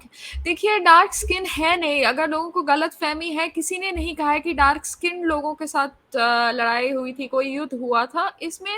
जो अच्छा और बुरा का होता है, जो कि अंग्रेजी में भी, जो कि कोई भी भाषा में है, किसी को बताया जाता है that they are the light and they are the dark. वो एक मेटाफोरिकल जो बोलते हैं, उसका एक कंक्लूजन कोई डार्क स्किन की कोई बात नहीं है वेदों में। कृष्ण ध्वज करके जो है वो वेदों में उसका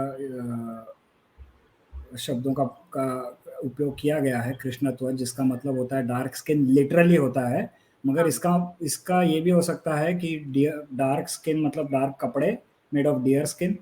और many other things which have been interpreted in different ways by many scholars. इसके ऊपर बहुत रिसर्च है इसके ऊपर। नहीं, ये दासियों की बात कर रहे हैं, वो जो टिपिकल नहीं होता कि आर्य और दासियों में युद्ध हुआ था और दासियों को वो बताया गया कि डार्क स्किन लोग। मैं समझ गया। और ये जो नोजलेस बोल रहे हैं वो अनास जो शब्द है उसके ऊपर बोल रहे हैं। मैं ये कहना चाहता हूँ कि इन सब चीज़ों पे, जैसे मैंने वो पुस्तक का नाम लिया Edwin Bryant, the debate of the origin, उसमें ये सारी चीज़ों का प्रॉपरली दोनों साइड, हर एक साइड से डिबेट है किया गया है। इसको आई डोंट थिंक कि मेरा एक्सपर्टीज भी है नहीं, मतलब ऋग्वेद पे तो मेरा एक्सपर्टीज है नहीं वैसे भी। सो आई एम जस्ट सेइंग कि ये सब चीज़ें डिबंक्ड हैं और इसके ऊपर ज़्यादा हमें टाइम बर्बाद नहीं करना चाहिए क्योंकि ऑलरेडी बहुत सारी चीज़ें लिखी गई हैं। नहीं देखिए, मुझे कहीं ना कहीं लगता है कि आप यहाँ पर बोलें तो बेहतर है, कारण जो लोग ये सुन रहे हैं शायद वो जाके पढ़े नहीं आप जो भी बोल रहे हैं, इसलिए मतलब ऑफ कोर्स आप ये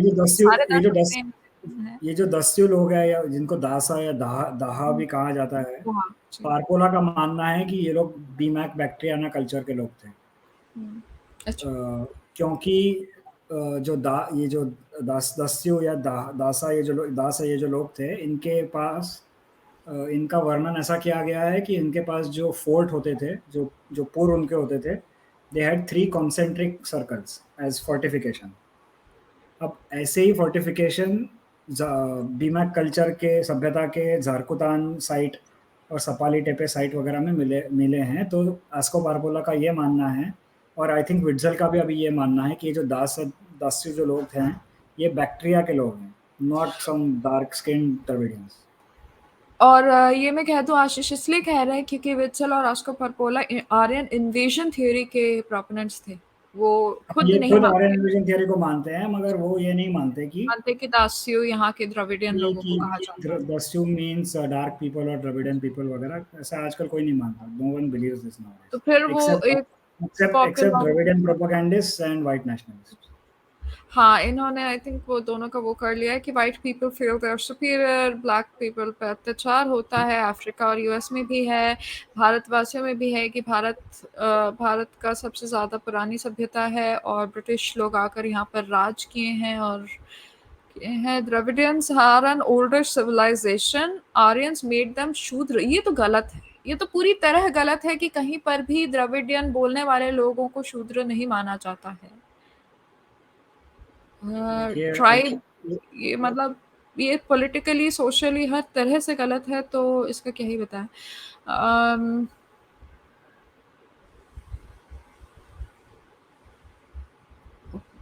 People living in the Indian subcontinent who are all fair in complexion have mostly। अच्छा, मेरा इसमें एक प्रश्न है, पर्सनल प्रश्न है कि जैसे और भी जाति है, खैर आपसे क्या ही पूछो, आप तो जीन्स पर काम करते हैं, पर ये पॉलिटिकल प्रश्न आता है जब ये लोग ये कहते हैं, क्योंकि जब स्वामी विवेकानंद ने खुद कहा है कि कायस्थों का कोई मतलब पता नहीं है कि वो क्षत्रिय है या शूद्र है, कोई भी वर्ण के हो सकते हैं, क्योंकि वो एक जाति है, वो वर्ण में फिट नहीं किए गए हैं। एक समय पे फिट होंगे मगर अभी भूल गए हैं, ऐसा। दिस इज मोर बात ये है कि अगर ऐसी बहुत सारी ऐसी जातियां हैं जो कि पहले कुछ और थे और फिर बाद में एक फ्लेक्सिबल सिस्टम था, जैसे मराठास हुए, इवन अहिल्याबाई होलकर की बात हुई थी, उनके भी इंटर जाति शादी थी, ऑफ कोर्स अरेंज थी, बट ऐसे बहुत फ्लेक्सिबिलिटी थी ये जाति और वर्ण में। तो ये आई थिंक अब आगे बढ़ते बहुत बहुत लंबा है। एक पैनल रिपोर्ट की बात करी है, तमिल मीन्स सब शूद्र और पराया, पंचमा, दलित। देखिए, सारे तमिल को आप शूद्र बता रहे हैं, ये भी गलत है। डार्क स्किन्ड, पेल स्किन्ड पीपल सब तमिल ही होते थे पुराने भारत ये में। द्रविडियन, मैं एक बात बता दूं, द्रविडियन प्रोपेगेंडा इसको पसंद नहीं आएगी, let me just say it. ये जो डोमिनेंट कास्ट हैं करंटली, वेल्लालर जो हैं, जो तमिलनाडु के, they are from the north. पूरा हरप्पन डीएनए है इनका, ठीक है। कंपैरेटिव, हमने इसकी शायद पहले भी बात की है। कंपेयर टू अगर आप ले लें इरोला जो ट्राइब है या फिर पानिया ट्राइब है, इन सब के कंपैरिजन में अगर आप देख लें तो ये कम्प्लीटली नॉर्दर्न लोग हैं, और यही I think they are on the forefront of the Dravidian politics. I mean, of course, not all the people of that dominant caste, but ये ब्राह्मणों को जो हेट करते हैं 2-3% पूरा प्रोपेगेंडा फैलाते हैं, पावर तो अभी जो है ये कब since many decades has been with the dominant landed caste who have always had a lot of power and land. इनके पास इतना पावर है, जमीन जायदाद है, ये खुद शायद प्रोपेगेंडा भी फैलाते हैं, मगर बात है कि वो खुद नॉर्थ से हैं। हड़प्पन पूरा प्रॉपर उनका डीएनए है। जी, बिल्कुल। और ये बात हमने एक और वीडियो पे डिस्कस किया है। फराज आए थे, वो फ़िल्मों की बात करते हैं, तेलुगु फ़िल्म इंडस्ट्री में कौन से जाति, और ये काफ़ी आर्टिकल्स में भी आया है कि वो क्या जाति डिवीज़न है साउथ में, और जो ब्राह्मण एक हेट्रेड फैलाने वाले, जो ब्राह्मणों के प्रति नफ़रत फैलाते देखिए हैं, मुझे ये मुझे फ़िल्म में काफ़ी मुझे ज़्यादा पर्सनली मुझे पर्सनली कुछ ज़्यादा पता है नहीं कि कौन क्या करता, कौन सी जाति किस में हुँ, इन्वॉल्व है साउथ में। राइट। इतना मैं कह सकता हूँ कि अभी के डोमिनेंट जो जातियां हैं तमिलनाडु की, वेलाला स्पेसिफिकली, क्योंकि मैंने एनालाइज किया है उनका डीएनए, वो नॉर्दर्न है। वो हुँ, गुजरात एरिया से 1500 बीसी 1000 बीसी के आसपास लगभग कुछ तो माइग्रेट भी किए मतलब इन इन अभी इन इन स्मॉलर नंबर्स, जिसका वर्णन 3000 साल 200 पहले। 200 बीसी के संगम टेक्स्ट में भी है कि एक श्री कृष्ण के गोत्र जी, के 18 राजा थे जो दक्षिण आए, और इनको हम वेल कहते हैं।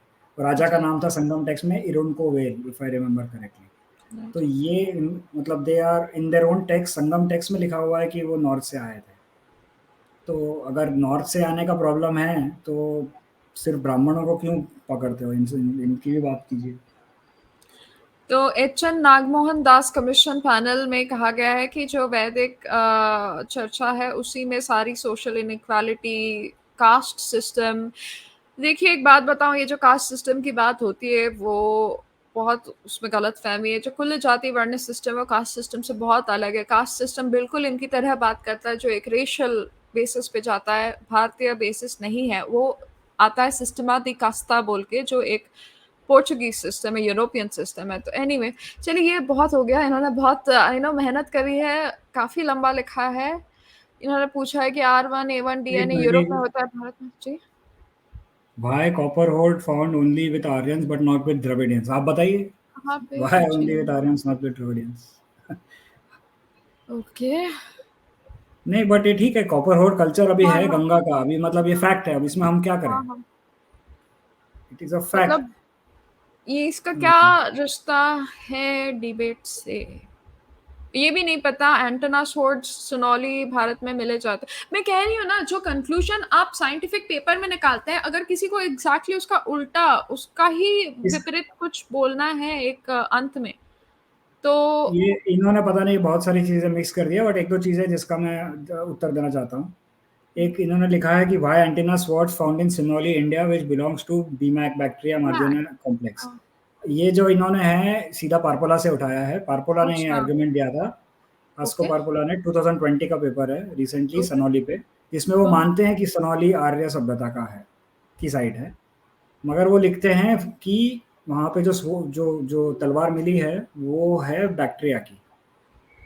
अब इसका जो उत्तर है वो इंडिया के लीडिंग आर्कियोलॉजिस्ट डॉक्टर बीबी लाल, जो अभी स्वर्गवासी हो गए, जी, अब इस बार कौन-सा? उन्होंने 6-7 साल पहले ही प्रॉपरली दे दिया था। बीमैक में एक स्वॉर्ड मिलती है जो कॉपर रोड से थोड़ी बहुत मैच करती है। इंडिया में कॉपर रोड साइट से हमारे पास 5 मतलब tens and hundreds of items हैं। तो व्हाट इज मोर लाइकली कि ये बैक्टीरिया से यहाँ पे आया है, कि वो जो स्वॉर्ड बैक्टीरिया में मिली है वो इंडिया से बैक्टीरिया गई। दैट इज बीबी लास्ट दिस थिंग। मैंने आई थिंक मेरे ट्विटर पे भी ये इस पेज का स्क्रीनशॉट लेके एक थ्रेड बनाया था। तो ये जो आर्गुमेंटेशन है वो बहुत इजीली रिफ्यूटेड है। अगर आस्को पार्पोला ने आर्गुमेंट किया है तो रेप्यूटेड आर्गुमेंट है, but it is very easy to rebut, it is not a strong point at all. तो क्योंकि बीमैक में एक आइटम मिलता है, जबकि वो उस वर्ड का प्रकार इंडिया में मतलब there have been many finds and local continuation of culture है। तो वो जो सनौली का कॉपर होड कल्चर सभ्यता, कॉपर होड सभ्यता जो बोलते हैं वो लोकल है, वो बैक्टीरिया से नहीं आई है। M haplogroup DNA upper caste Aryans north Indians में नहीं मिलती है। ये माइग्रेशन की बात कर रहे हैं। देखिए आर्यन हैप्लो ग्रुप एम सब में मिलता है, परसेंटेज शायद कम होगा नॉर्थ में, मगर सब में है, सारे ग्रुप में है, सारे जातियों में। आर्यंस अगर 5000 साल पहले भारत में रहते थे तो फिर हॉर्स सील्स क्यों नहीं है ये हड़प्पन साइट्स में? मुझे नहीं पता, इन्होंने बहुत ज़्यादा मिक्स किया हुआ है कुछ कुछ चीज़ें। हैप्लो एम 60% भारतों में मिलता है, हर दक्षिणी भारतवासी में है, पर नीची जाति जो ये कहते हैं नॉर्थ के और ट्राइबल लोगों में नॉर्थ इंडिया में मिलता है, बट 0% या 1 से 4% उच्च जातियों में। और आर्यन इसे जाति नहीं कहना ये चाहती गलत क्योंकि है, आप कास्ट में this is wrong. 0 to 4% haplogroup M नहीं है, सब में 10, 20, 30% मिलेगा पूरे इंडिया में। क्या लिखा है इन्होंने? इतनी मेहनत करके सब गलत क्यों लिखा है? अगर इतना ही पढ़ाई कर रहे हैं तो कम से कम पढ़ाई कर लीजिए आप। अगर दर्शकों से मतलब मुझे इस प्रश्न है कि अगर आप कुछ पढ़ रहे हैं तो आप एक कंक्लूजन लेके पढ़ रहे हैं या आप दोनों तीनों हर तरह के कंक्लूजन्स सोचते हैं? क्योंकि क्रिटिकल थिंकिंग सोशल मीडिया के ज़माने में थोड़ा हार्ड हो जाता है अगर आप एक ही चीज़ मानते रहते हैं और उसी पर चर्चा करते हैं। तो अगर आपको सच में कोई विषय पर में दिलचस्पी है तो कृपया कर उस विषय के सारे कंक्लूजन्स को पढ़ें ताकि आप खुद अपना मन बना सकें। आप आई एम श्योर इतने स्मार्ट हैं कि आपका खुद you can come to your own conclusions.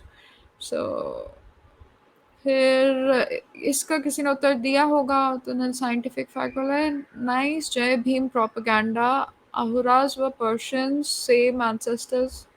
Okay ठीक है, चलिए ये लास्ट कमेंट काफी भारी था, अब तीसरे वीडियो पर चल सकते हैं। इसमें भी बहुत सारे कमेंट्स हैं।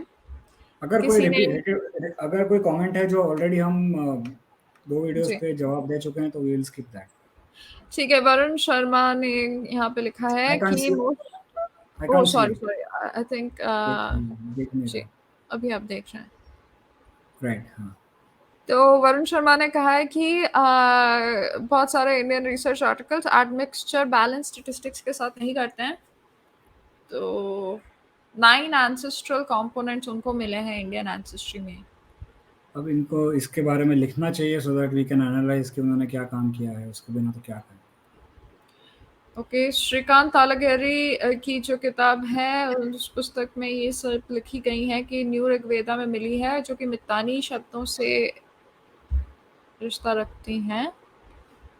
और हाँ, राज जैसे मैंने कहा था कि विट्ज़ेल का कहना है कि जो मितानी में जो शब्द हैं वो पुराने हैं वैदिक शब्दों से, मगर जो तालागिरी जी की पूरी बुक है उनमें वो लिखते हैं और उनके हिसाब से प्रूव करते हैं कि अ, मितानी में जो शब्द हैं वो they are later than Rigveda, है ना? तो अब इस पे मैं ज़्यादा डिपेंड नहीं कर पाऊँगा क्योंकि बोथ आर नॉट माय मेरे fields of expertise in any way.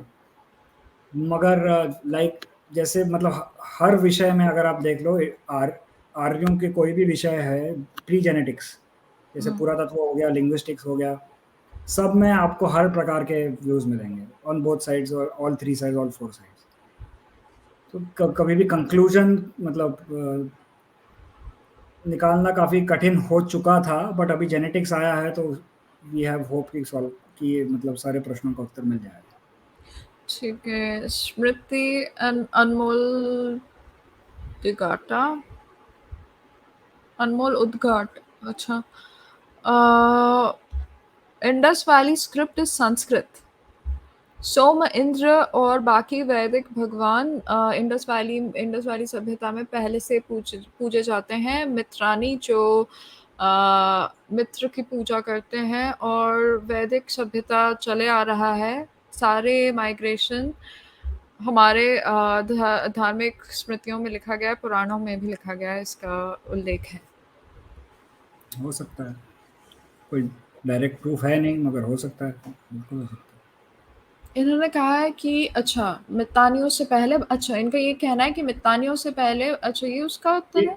ये कह नहीं, उत्तर नहीं है इनका, अलग से कमेंट है शायद। अलग से कमेंट है कि मितानियों से पहले भारतवर्ष में इनकी पूजा ये होती कह थी रहे हैं और कि जो सिंधु सरस्वती सभ्यता है उसमें पहले से ही वैदिक लोग मौजूद थे। और मितानी लोग बाद में आए। मितानी लोग इज़ मच लेटर। मैं मानता हूँ, आई एग्री विद दैट, मगर इन्होंने जो लिखा है कि स्क्रिप्ट संस्कृत है हाँ, वगैरह-वगैरह, हाँ, इसके लिए मतलब बहुत ज़्यादा प्रमाण देने की ज़रूरत है। जी। और बीफ कंजम्पशन की बात करिए, धर्म रक्षक में। देखिए बहुत सारे कैटल तो थे इंडस वैली में, 70 इनफैक्ट सिंधु सरस्वती सभ्यता is one of the culture, एक ऐसी सभ्यता है जिसमें गायों गायों पे बहुत ज़्यादा फ़ोकस था कंपेयर टू एनी अदर सभ्यता जो बाकी दुनिया में थी जी, उस समय पे। 60 से 70% जो कंकाल मिले हैं वो कैटल के मिले हैं। अ, तो गाय फ़ोकस तो थी, अभी वो उसको खाते थे नहीं खाते थे वो अलग प्रश्न है, मगर का इनके कंकाल काफ़ी मिले हैं। और सैक्रिफाइस तो होता ही था, और अगर सैक्रिफाइस होता है यज्ञ यज्ञ में, तो मतलब उनको खाया भी जाता ही होगा। तो जी। तो उन्होंने कहा कि प्रूफ किसी ने मांगा है कि इसका सबूत दें आप, और इस पे किसी ने टिप्पणी की है कि राणा प्रताप सिंह ने लिखी है कि ये वैदिक संस्कृत है, पर बोली हुई भाषा, जो लिखी हुई भाषा है वो वैदिक संस्कृत है, पर बोली हुई भाषा प्राकृत मानी जाती है। संस्कृत का मतलब क्लासिकल संस्कृत भी है, तो हमें ज़रा प्रिसाइज होना चाहिए। मैंने इंडस स्क्रिप्ट पढ़ी है और वैदिक संस्कृत भी पढ़ी है। ओके। कुछ और कह नहीं सकते। आई थिंक ये पर्सनल बिलीफ्स हैं जिसका इन्होंने पूरा प्रमाण अच्छे से दिया नहीं है। ट्विटर पे हैं जो ऐसे लोग जो जिन्होंने इस पे काम किया हुआ है इंडस वैली स्क्रिप्ट पे, मगर अभी पीयर रिव्यूड वगैरह काम है नहीं, तो कांट मतलब एक जी, जी, मैंने देखा है, मुझे भी मैसेजेस आए हैं, उन्होंने कुछ डिसाइफर किया है, बट वो साइंटिफिकली प्रूवन है नहीं। नहीं मतलब पीयर रिव्यूड नहीं है साइंटिफिकली, हाँ, तो वो मतलब हाँ, मतलब वही है कि जब तक कि प्रॉपर्ली माना नहीं जाता है, बाकी साइंटिस्ट नहीं मान सकते तो। But I was discussing about Indus valley script और वैदिक भगवानों के बारे में बोल रहा था, आर्याई माइग्रेशन को लेकर। ओके। आईवीसी स्क्रिप्ट पनीनी संस्कृत के काफी नजदीकी है। हो सकता है, नहीं भी हो सकता, पता नहीं। और उन्होंने उत्तर दिया है कि नहीं, ये वैदिक संस्कृत से ज़्यादा नाता रखता है। पाणिनि संस्कृत 600 बीसी के बाद प्रयोग होता है, और इंडस वैली जो सभ्यता है वो तब तक के जा चुकी थी 2000 साल पहले, उसके अराउंड 1300 साल पहले, 1300 जी, साल पहले। ये दोनों चीज़ें सत्य हैं। 600 हाँ, बीसी 500 बीसी के आसपास पाणिनि थे, और हाँ, इंडस वैली जो सिंधु सरस्वती सभ्यता है वो 1800 बीसी के आसपास थोड़ी खराब खत्म सी हो गई। उसका कारण ये है कि भयंकर ये ड्राउट को क्या बोलते हैं हिंदी में? ड्राउट आया हम्म, था 200 साल का, और जो सरस्वती नदी थी अ, उसका पानी भी खत्म हो गया, क्योंकि वो जो पानी सतलज से आता था वो यमुना में सॉरी सतलज में शिफ्ट हो गया। तो नदी का भी पानी खत्म हो गया, और बारिश दो मतलब 200 साल का बहुत ही भयानक भयंकर जो है वो ड्राउट आया था। तो तो दैट जो इज़ ड्राउट की वजह से अकाल पड़े अकाल। होंगे, तो हाँ, उसमें खत्म हो चुकी थी वो। और देखिए, मतलब ये प्रॉपर सभ्यता थी, तो अ, उसके बाद लोग मतलब थोड़े मतलब बड़े शहर जो हैं थे वो टूट गए।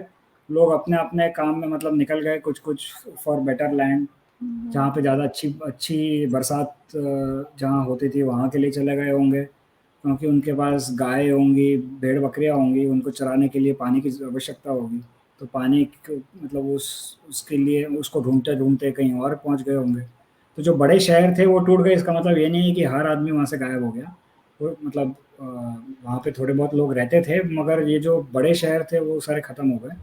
गरीबी बढ़ गई बेसिकली, और काफ़ी सारे लोग गंगा, यमुना की तरफ भी निकल पड़े। उन्होंने कहा ऋग्वेदा ध्यान से पढ़ें आप। और फिर उसका उत्तर दिया है कि ये डेट्स ठीक नहीं है, और जो इंडस सील्स की बात कर रहे हैं वो 3000 बीसी और 2000 बीसी के बीच एकदम 100% पाणिनि संस्कृत। पाणिनि संस्कृत तब कब था? पाणिनि नहीं थे। अच्छा, वो कह रहे हैं कि पाणिनि का डेट को पुश बैक चाहिए उनके हिसाब से।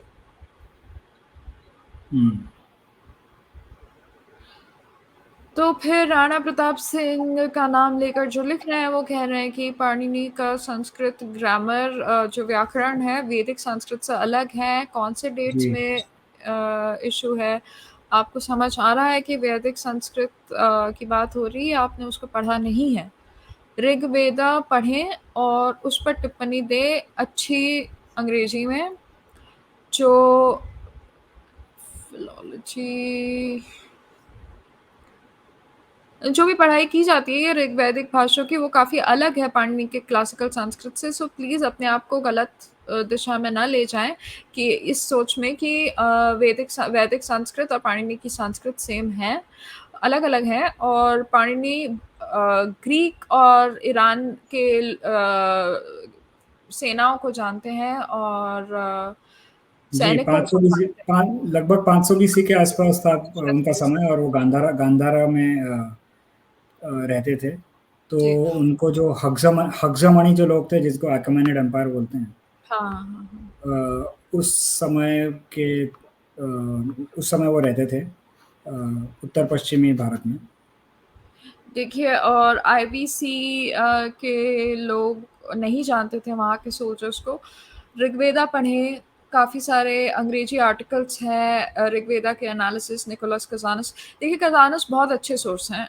मैं खुद उनकी बुक आर्टिकल्स पढ़ चुकी हूँ और काफ़ी अच्छे सोर्स हैं। उन्होंने बहुत अच्छे और ईजी तरह से लिखा गया है, तो आप पढ़ सकते हैं। अगर आपने ये विषय पे पहले कुछ पढ़ा नहीं है तो उनकी किताब बिल्कुल, उनकी पुस्तक अच्छी शुरुआत है। पर वो एक बेसिस पर बोलते हैं और उन्होंने खुद ने अपना मन बदला है। वो पहले Aryan migration, Aryan invasion theory को खुद मानते थे और वो अब नहीं मानते हैं इस थ्योरी को, और उसकी जर्नी है। तो फिर पूछा गया है कि आपका डेट क्या है ऋग्वेदों के लिए, तो उन्होंने उत्तर दिया है कि 3,500 BC और 2,500 BC के बीच। और उन्होंने फिर सबूत मांगा है, और तो ये इसको हम बोलते स्किप हैं कर कि देते हैं, नेक्स्ट पे चले जाते हैं। इनका बहुत लंबा डिस्कशन कुछ कुछ चल रहा एक मिनट। ईरानियन भाषा एलामाइट भाषा थी, वैदिक संस्कृत बीमैक एरिया में गया, वहाँ पे एलामाइट से मिल गया, फिर वो ईरानियन भाषा बन गई। और जो आईवीसी के सील्स हैं और एलामाइट इंस्क्रिप्शन से काफ़ी अलग हैं। 10% तमिल शब्द भी संस्कृत के हैं। कई सारे व्याकरण तमिल में संस्कृत के हैं। ओके। ठीक है, काफ़ी सारी चीज़ें, बट मैं वो एक चीज़ नहीं मानता कि बीमैक इलामाइट था हाँ, मैं कंप्लीटली। इसीलिए मैंने वो पढ़ा। Indo-Iranian languages do not come from Uralic. Uralic has many Indo-Iranian cognates, or Indo-Iranian did not come from Uralic. Correct है, ये भी हाँ। करेक्ट है। अब ये किसी और का कमेंट है। Many जात look like Pashai और कलश. We are आर्यपुत्र। और फिर ये फिर से डिसेंडेड ऑफ ऋग्वैदिक क्लान्स, जो कि आपका हर वीडियो देख रहे हैं आशीष जी, तो ये डिस्प्रोवन है। फिर किसने कहा है कि ये सत्य है? नहीं, अच्छा, ये इन्होंने कहा है कि नहीं, वो गाय नहीं खाते थे, वो भैंस हो सकता है, वो जो एक्चुअली हो बीफ और सकता है कफ मुझे। होता है, तो ठीक है। बेसिकली बेसिकली इनको आर्कियोलॉजिकल इसमें आई थिंक कैटल बोला जाता है। वो कैटल में बफेलो थे, काउ जी थे, मुझे जी। नहीं पता, कुछ भी हो सकता बॉलीवुड कंजप्शन, अरे यार। ठीक है, आपको फिर से धन्यवाद। और इसको भाग करना चाहिए था। है। हाँ, देखिए, मैं ये जो जी यूजर DY7Q है, इनका मैं उत्तर देता हूँ। इसको प्लीज आप रीड मोर एक बार दबाइए। The title is misleading. Mr. Kulkarni only seems to be against the STEPI hypothesis. I am against, but he doesn't say anything more in a clear manner. Also, I think he has his biases. ठीक है। मैं clear manner में अभी ये कह देता हूँ, ये जो मेरे करंट व्यूज़ हैं कि स्टेप हाइपोथेसिस तो मेरे हिसाब से गलत है ही है। और मैं ये मानता हूँ कि जो इंडो ईरानियन भाषाएं हैं वो लगभग 4000 BC के टाइम पे ईरान से भारत में और साउथ सेंट्रल एशिया, मतलब तुर्कमेनिस्तान और तजिकिस्तान में आई 4000 BC। भारत के बाहर से, ये मेरा मानना है। तो आई थिंक इससे ज़्यादा मैं क्लियर नहीं हो सकता। आई डू नॉट थिंक कि out of India theory correct है, क्योंकि जेनेटिक्स में मेरे को कोई प्रूफ दिखता है नहीं, कि कोई प्रमाण है नहीं कि भारत का डीएनए जो है वो सारे यूरोप में, जर्मनी, फ्रांस, इंग्लैंड वगैरह में फैला है।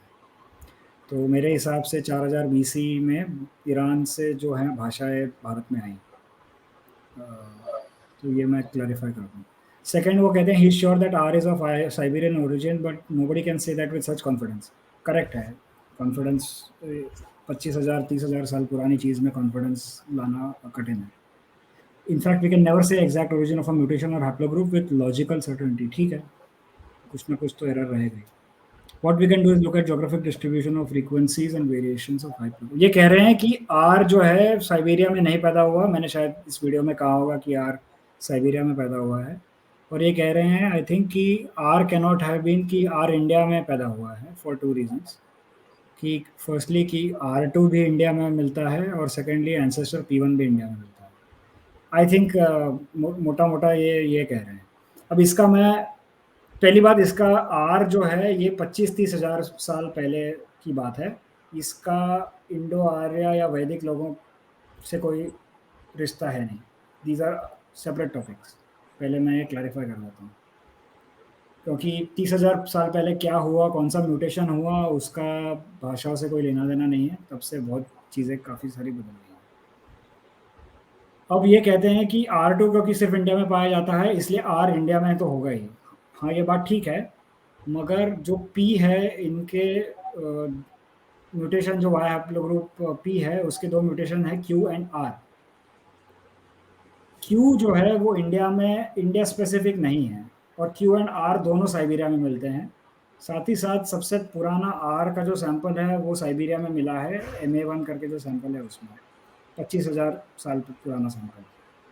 तो क्योंकि Q और R जो P के सबक्लेड्स हैं वो दोनों साइबेरिया में मिलते हैं, और R1A R1B भी मतलब यूरोप, साइबेरिया में मिलता है उसके बाद। इसलिए मैं एक मानता हूँ कि R इंडिया में तो था, मगर साइबेरिया में भी था। और इंडिया के पास R2 बना, R का R2 म्यूटेशन हुआ, और वहाँ पे R का R1 म्यूटेशन हुआ साइबेरिया में। और साथ ही साथ P भी वहाँ पे था, तो P का Q भी जो बना वो साइबेरिया में बना। मगर ये बहुत पुरानी चीज़ें हैं, सर्टेनिटी लाना बहुत कठिन है, और ना ही इसका कोई ज़्यादा रेलेवेंस है टू इंडो आर्यंस और anything else. This is a purely genetic debate. और 30,000 साल में पुराने हमारे पास 3-4 ही सैंपल है, एंशिएंट सैंपल, तो सर्टेनिटी लाना वैसे भी बहुत कठिन है। तो इन्होंने और लोगों की बात करी है, ग्रेटर अंडमानीज और तुवान लोगों की बात करी है। ये जो करेक्ट है कि P1 साउथ ईस्ट एशियन है, और ये भी करेक्ट है कि R2 सिर्फ इंडिया ईरान में मिलता है। मगर इसका सोल्यूशन ये नहीं है कि आर इंडिया में ही होगा, क्योंकि पी के जो क्यू एंड आर है, जैसे मैंने कहा, वो साइबेरिया में भी मिलते हैं। साइबेरिया में भी मिलती है। और तूबा कजाकिस्तान, इन्होंने भी काफ़ी पढ़ाई करी है। दिस सजेस्ट्स दैट पूर्वी भारत भी एक P1 का ओरिजिन हो सकता है। अब दूसरी बात मैं क्या कह दूं कि अगर आर भारत में है 20-30 हज़ार साल पहले, जिससे R2 बना, इसका R1A डिबेट और आर्यन डिबेट वगैरह से कोई लेना देना नहीं है। जस्ट सेइंग इट कि लोग कंफ्यूज ना हो जाए। ठीक है। और उन्होंने कहा है कि काफ़ी जेनेटिसिस्ट्स अंडमानीज का P1 एंसेस्ट्री एकदम ओवरलुक कर देते हैं और जेनेटिक कॉम्पोजिशन ओवरलुक कर देते हैं, और एक उत्तरी एक लोकेशन देते हैं उनके लिए। तो नहीं, ओवरलुक कोई नहीं करता। सारी चीज़ें अवेलेबल हैं वाईफुल पे, सारे मतलब ऑनलाइन रिसोर्सेज में।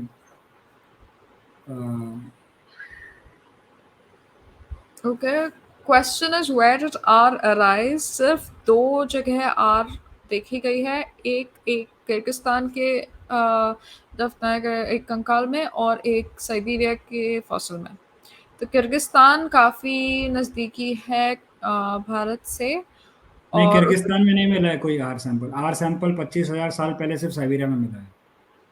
और अगर इनकी बात मान भी लेते हैं, एक किर्गिस्तान में मिला है और एक साइबेरिया में मिला है, तो ये दोनों ही चीज़ जगह भारत नहीं है ना। नहीं, उनका मानना है कि किर्गिस्तान काफ़ी नज़दीक है भारत से, सिर्फ़ बट कुछ भारत नहीं है ना, हाँ, भारत नहीं है ना। और अगर उत्तरी पूर्व भारत या ताजिकिस्तान, किर्गिस्तान भारत के करीबी जगहों में मिला हो सकता है, तो उनको इसलिए लगता है कि R2 एकदम भारतीय नहीं, है। पहली बात किर्गिस्तान में आर मिला नहीं है।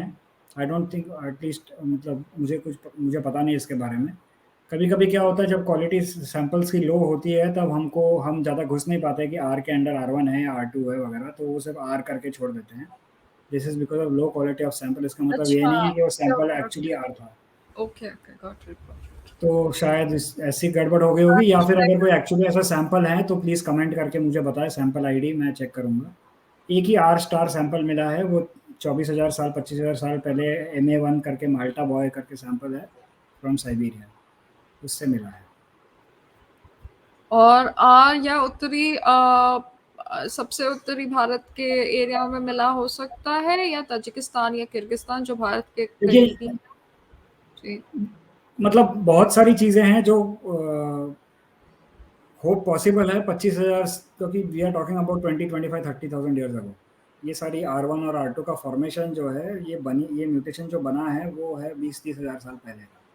बहुत सारी चीज़ें हो सकती है। अब इसका सर्टेनिटी से, पहली बात, मैं ना सर्टेनिटी से कह सकता हूँ कि कहाँ बना है। अनुमान लगा सकता हूँ कि हाँ, मोस्ट मेरे हिसाब से ये बेस्ट जगह है जहाँ पे रीजन, मोटा-मोटा रीजन जहाँ पे बना होगा। उससे ज़्यादा मैं नहीं कह पाऊँगा। दूसरी बात, इसका ब्रॉड स्कीम में कोई रेलेवेंस नहीं है। In terms of Aryan debate, Indo Aryans, Indo European language में कोई रिलेशन नहीं है। तो 25,000 साल पहले कौन सा म्यूटेशन कहाँ बना, उसका कोई रिलेवेंस नहीं है। क्योंकि इंडिया का जो R1A है, जो L657, उसका डायरेक्ट एंसेस्टर है R1A Z93। ये हम बात कर रहे हैं एग्जैक्टली 3000 BC की, ना उसके उसके पहले की नहीं कर रहे हैं। क्योंकि सिर्फ Z93 से L657 बन सकता है। ये 20,000 साल पहले R से सीधा L657 नहीं बन सकता। Right, right, right. ठीक है। तो we have to go step by step. तो हम 3000 BC की बात कर रहे हैं, इसमें 20,000 25,000 साल पहले क्या हुआ था, कहाँ हुआ था, उसका कोई लेना देना नहीं। तो इनका एक और प्रश्न है कि R1 कहाँ पे हुआ था, तो R1 के जो डिसेंडेंट्स हैं, और R1 तो R1 Siberia, R1 R1 Siberia, क्योंकि R1B R1A दोनों हमको रशिया में मिलते हैं बाय 10,000 उनका ये 15,000 मानना है कि BC। R1 भी हर जगह मिलता है, कुछ प्रतिशत भारत में भी, और बहुत थोड़ा कम है, कठिन है इंडिया में बहुत कम है। इंडियन नहीं है R1B, I don't think it is, कोई चांस नहीं है।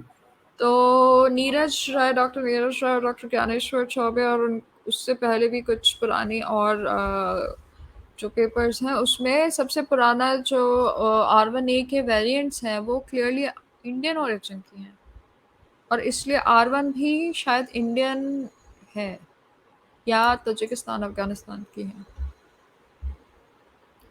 देखिए, अच्छा, ये R1 अच्छा इंडिया। आपने उत्तर दिया है 5 ही दिन पहले कि हाँ, इसका साइबेरिया मैं और सेंट्रल एशिया में दोनों Q और R मिलते हैं, जो कि P1 से हैं। इंडिया में Q नहीं मिलता है, जो आया है क्यों वो मिलता है, इंडिया में क्यों मिलता है, बट लो जी। प्रोपोर्शन में है, और इसका ओरिजिन इंडिया नहीं है, क्योंकि डाइवर्सिटी कुछ खास नहीं है इंडिया में।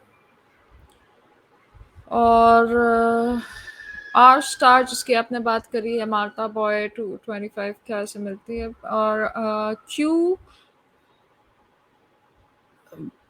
पी क्यू, जो पी हाफ पी ग्रुप की से बात हो पी रही है, से क्यू और पी पी से से क्यू क्यू और बनता है क्यू साइबेरिया। बना और आर बना, और आर से R1 बना और R2 बना, और फिर क्यू से भी बहुत सारे बने, Q1 वगैरह, Q1A Q1B वगैरह। तो तो ये जो एवोल्यूशन का, म्यूटेशन का प्रोसेस दिखता है, वो भारत में नहीं दिखता है, भारत के इर्द गिर्द भी नहीं पाया जाता है, वो साइबेरिया में ही पाया जाता है कि पी क्यू और उसका नहीं नहीं आर। नहीं नहीं, देखिए, ये जो पी है ना, ये पी जो है वो अंडमान साउथ ईस्ट एशिया से है। ओके, ठीक है, पी जो है वो साइबेरिया का नहीं है। पी जो है साउथ ईस्ट एशिया से है, हो सकता है इंडिया में भी हो, इंडिया से भी हो सकता है। ठीक है। तो पी इंडिया में है, समझ लीजिए पी इंडिया में है। पी से क्यू और आर बना, वो कहाँ बना? क्योंकि क्यू और आर हमको साइबेरिया में बहुत दिखता है, साइबेरिया और में। आर, और 25,000 साल पहले माल्टा बॉय में भी आर स्टार था।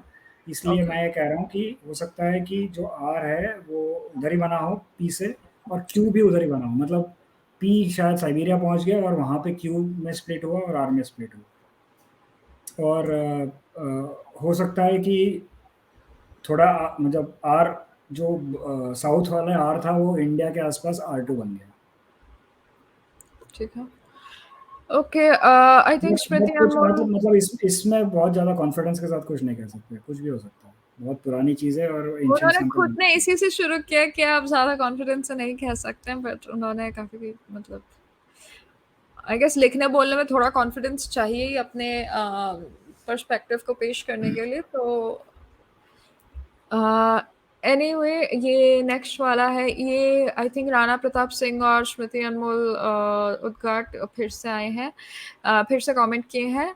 जो कैरेटिक ड्रूइड्स हैं, जिनको ड्रूइड्स कहा जाता है, वो रिवर गॉडेस दानु, जो कि ये वृत्रक द्रोही की और ड्रोइड का कनेक्शन सॉलिड नहीं है, मतलब मुझे नहीं पता if it's certified connection, linguistic connection.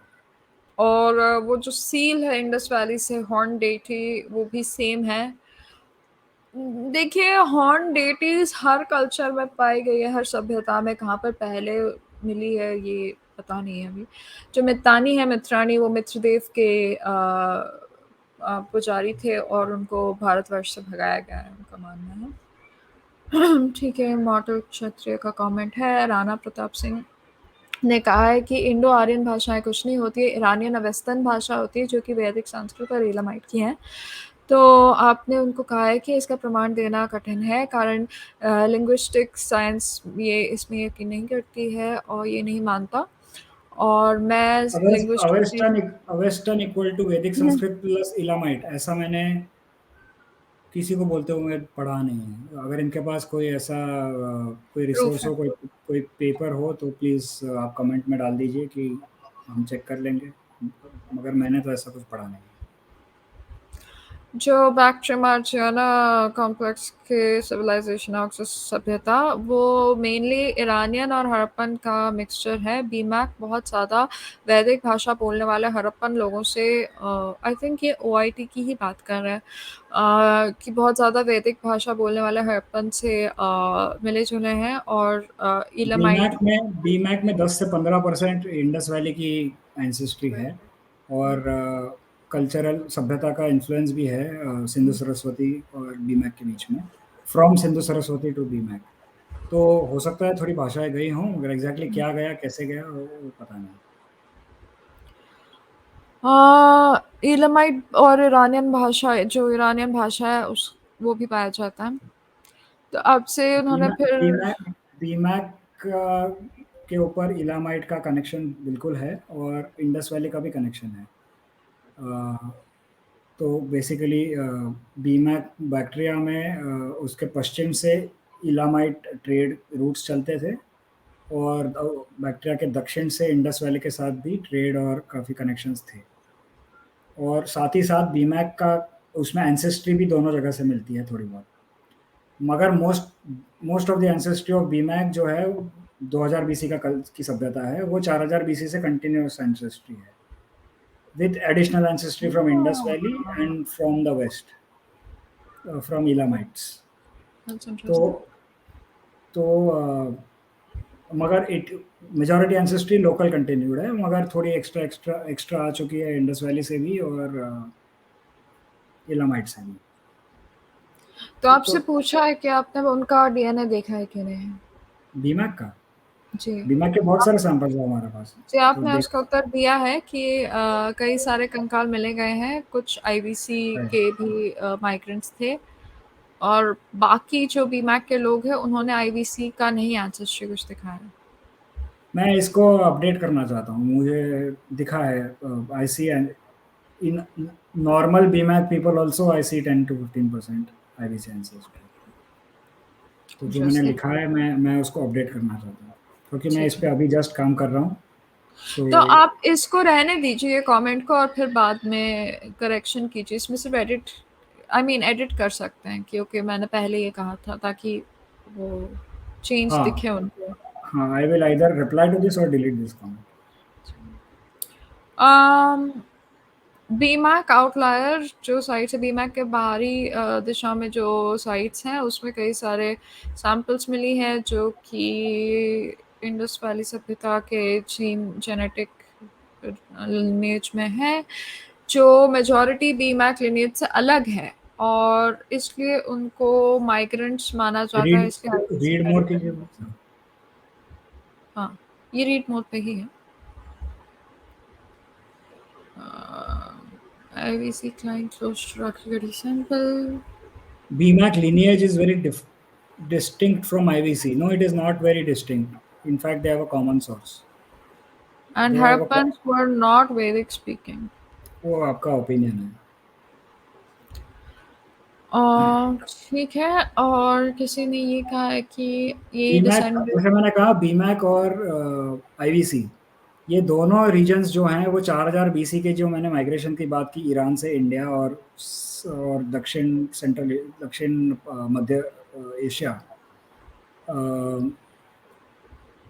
They had common ancestors. India में वो जो थे वो लोकल एएसआई से मिले, और जो सदर्न सेंटर दक्षिण मध्य एशिया में जो एग्जिस्टिंग लोग थे वो साइबेरिया टाइप एंसेस्ट्री थी, उनसे मिले। तो आप समझ लीजिए कि 70% दोनों में कॉमन एंसेस्ट्री है, और भारत में 30% एएसआई एंसेस्ट्री है, जबकि 4000 बीसी तजिकिस्तान में 30% साइबेरियन एंसेस्ट्री है। इसी मतलब, तो बट पॉइंट इज कि 70% कॉमन एंसेस्ट्री है, और उनकी भाषाएं भी मोस्ट लाइकली सिमिलर ही होंगी उस टाइम पे। तो इन्होंने डिसेंडेड ऑफ ऋग्वेदिक क्लैंस जो इस सब्जेक्ट पर काफ़ी दिलचस्पी रखते हैं, उन्होंने लिखा है कि स्क्रिप्ट और भाषा अलग अलग चीज़ें हैं। मितानी में आईवीसी और बीमैक एंसेस्ट्री मिलती है, कोई स्टेप एंसेस्ट्री नहीं मिलती है। वो वैदिक संस्कृत बोलते हैं, और भारत में एक स्टेप सैंपल है जो कि 1200 बीसी और 1100 बीसी के बीच में है। तो how does Aryan invasion theory, कोई उसका सेंस नहीं बनता। और 1200 बीसी से है, और 2000 बीसी नहीं जो आप लोगों ने कहा था। तो अगेन वो आपको इसका कोई प्रमाण नहीं है। ठीक है, ये किसी और को रिप्लाई कर रहे हैं, है ना? नहीं, ये इन्हीं को रिप्लाई कर रहे हैं कि ये जो बीमैक की बात करी है हाँ उनको हाँ रिस्पॉन्ड कर रहे हैं। हाँ, ठीक है, ठीक ठीक लिखा है। Okay, accent. चलिए, कम से कम ये तो कहा है कि मैंने आपसे ठीक सवाल पूछे। तो डूड R1A स्टेप में हुआ और भारत में नहीं हुआ, इसका आपके पास क्या प्रमाण है? क्योंकि हमारे पास एंशिएंट सैंपल है 10,000 बीसी से रशिया से, जहाँ से हमको R1A दिखता आ रहा है रशिया में ही, पूरी कंटिन्यूटी के साथ। जबकि राणा प्रताप सिंह जी, सॉरी। जबकि ईरान, तुर्कमेनिस्तान, उज़्बेकिस्तान, पाकिस्तान से जो भी सैंपल हैं उसमें बहुत ही कम R1A देखने को मिलता है, और पहले के पीरियड में तो है ही नहीं, सिर्फ 1000-1200 बीसी के बाद दिखता है। अब इंडिया में बहुत सारी जगह हैं जिनकी सैम्पलिंग नहीं हुई हैं, हो सकता है वहाँ मिल जाए, और 2000 बीसी के बाद शायद मिल भी जाना चाहिए, मगर फिर भी रशिया में 10,000 बीसी से R1A एंशिएंट सैंपल में मिलता आ रहा है, प्रॉपर कार्बन डेटेड सैंपल्स में से। राणा प्रताप सिंह फिर पूछते हैं कि क्या हमारे पास प्रमाण है कि आईवीसी सील्स जो यूरालिक लोग थे वो आईवीसी जा रहे थे। R1A L567 उस दिशा से भारत में आया है, और मैं सील नंबर और डिटेल्स आपको भेज सकता हूँ। तो आपने उसका उत्तर भेजा है कि L657 यूरालिक लोगों में ना पुराने ना आज के लोगों में मिलता है, तो काफ़ी अनलाइकली है। हाँ, मगर मैं अभी वापस पढ़ रहा हूँ इनका कमेंट। अपडेट तो नहीं करना चाहता, मैंने जो लिखा है वो करेक्ट लिखा है, मगर ये कह रहे हैं कि प्री L6 है, मतलब शायद वो कह रहे हैं कि R1A Z93 आए होंगे पहले, हो सकता है आए हों।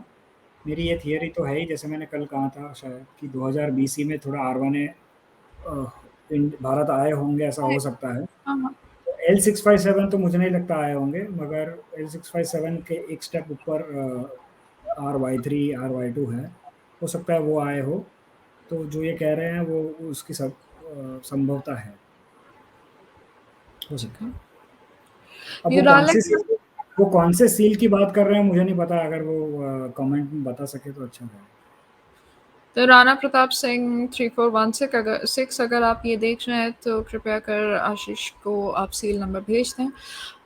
यूरालिक लोग जेनेटिकली लिंग्विस्टिकली आईवीसी नहीं आए थे, अच्छा रिवर्स कहना चाहते हैं, पर हाँ उल्टा हो सकता है कि अगर यूरालिक भाषा में भारतीय कोई इन्फ्लुएंस मिले। यूरालिक भाषाओं में इंडो ईरानियन का बहुत काफी इन्फ्लुएंस है, तो वो प्रूफ हो मगर सकता है। मोस्टली ईरानियन भाषाओं से इन्फ्लुएंस है, भारतीय भाषाओं से इतना नहीं। तो कह रहे हैं कि मुझे नहीं समझ आ रहा आप क्या कह रहे हैं। ओके, इनके पास सील्स हैं जो फॉरेनर्स दिखाते हैं कि आईवीसी आ रहे हैं। मुझे ठीक ये है, नहीं समझ में आ रहा कि सील से इनको कैसे मुझे पता भी चल रहा है नहीं कि ये समझ रहा है कि यूरालिक है आ रहे हैं। इनको कैसे पता कि यूरालिक है। You have seals showing Uralic visitors. Please share seal number, article interpreting ours. Hello, overaction. Okay, okay, okay. काफ़ी युद्ध चल रहा है कमेंट सेक्शन में कि आपको क्या लगता है कि जो सेंट्रली मिडल ईस्ट के लोग आईवीसी आए होंगे। हाँ, तो आए हो सकते हैं, उसमें कोई बड़ी बात नहीं है, वो कोई खबर नहीं है। हमारे पास एविडेंस है कि कुछ लोग फॉरेनर्स हैं और ये विदेशी कहीं से भी हो सकते हैं, उसके बारे में मुझे जल्द ही पता चल जाएगा। 3 महीने हो चुके हैं, तो ये कह रहे हैं कि आप सही नहीं हैं। अच्छा है, ठीक है। Did Harappans have contact with BMAC before STEP contacted BMAC? Yes. Yes. आपने इसके बारे में वो जो ओरिजिन का, अच्छा ठीक है, आपने ये भी कहा कि आईवीसी माइग्रेंट स्केलेटन्स बीमैक में पाई गई है सिंताश्टर के कई एक साल पहले, और बहुत सारा ट्रेड भी होता था। शोर तो कई एक आईवीसी ट्रेडिंग आउटपोस्ट था काफ़ी बीमैक से क्लोज, ठीक है। और एक्सेंट्स की बात यहाँ हो नहीं रही है, लैंग्वेजेस की बात हो रही है, वो काफ़ी अलग चीज़ें हैं। उत्कर्ष पांडे 5699 कॉन्टैक्ट डॉक्टर नीरज राय। देखिए डॉक्टर नीरज राय, अगर ये वीडियो आप तक के करीब पहुंचे तो कृपया कर आ जाइए इस चैनल पर। और he said no evidence of both, ठीक है। Still does not disprove the fact that Prithviraj Chauhan was a Gujjar. इसको अपन स्किप करते हैं कि आई डोंट, मुझे ऑडियो पता नहीं। क्वालिटी खराब है और थैंक यू, कोई मुझे डिफेंड कर रहा है मेरे ऑडियो। देखिए मेरे पास माइक नहीं था उस समय, मेरे पास इतने पैसे थे नहीं। अगर आपको कोई भी डोनेशन देना है तो बताइए मुझे, मैं अच्छा क्वालिटी कैमरा, माइक, लाइटिंग सब ले लूँगी पर तभी नहीं था, तो क्षमा चाहती हूँ। पर अभी है, तो आशा है आपको अब बेहतर लग रहा होगा। ह्यूमन 8454, आपके पास क्या प्रमाण है कि वो भारत आए थे? कुछ भी नहीं। आर्कियोलॉजिकल एविडेंस नहीं दिखाता है कि कोई बाहर विदेशी कल्चर या कोई और तरह की पॉटरी आईवीसी साइट्स पर मिलती है, सेम सभ्यता है।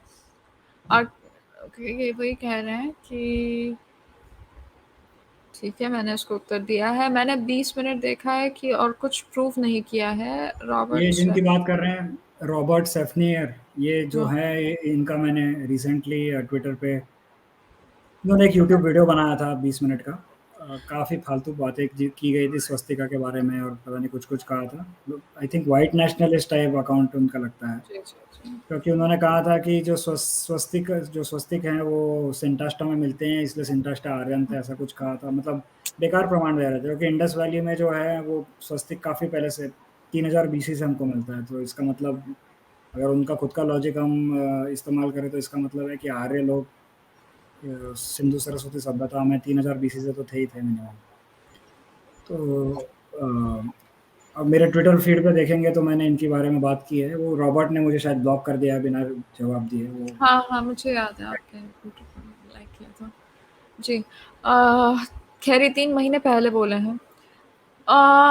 मितानी भगवानों से पहले असुर माने जाते थे सीरिया में। असीरिया बन गया, वहाँ से सीरिया बना। ये ठीक है, असुर थे वहाँ पे, असुर करके जगह भी थी वहाँ पे। ठीक अब उसका है।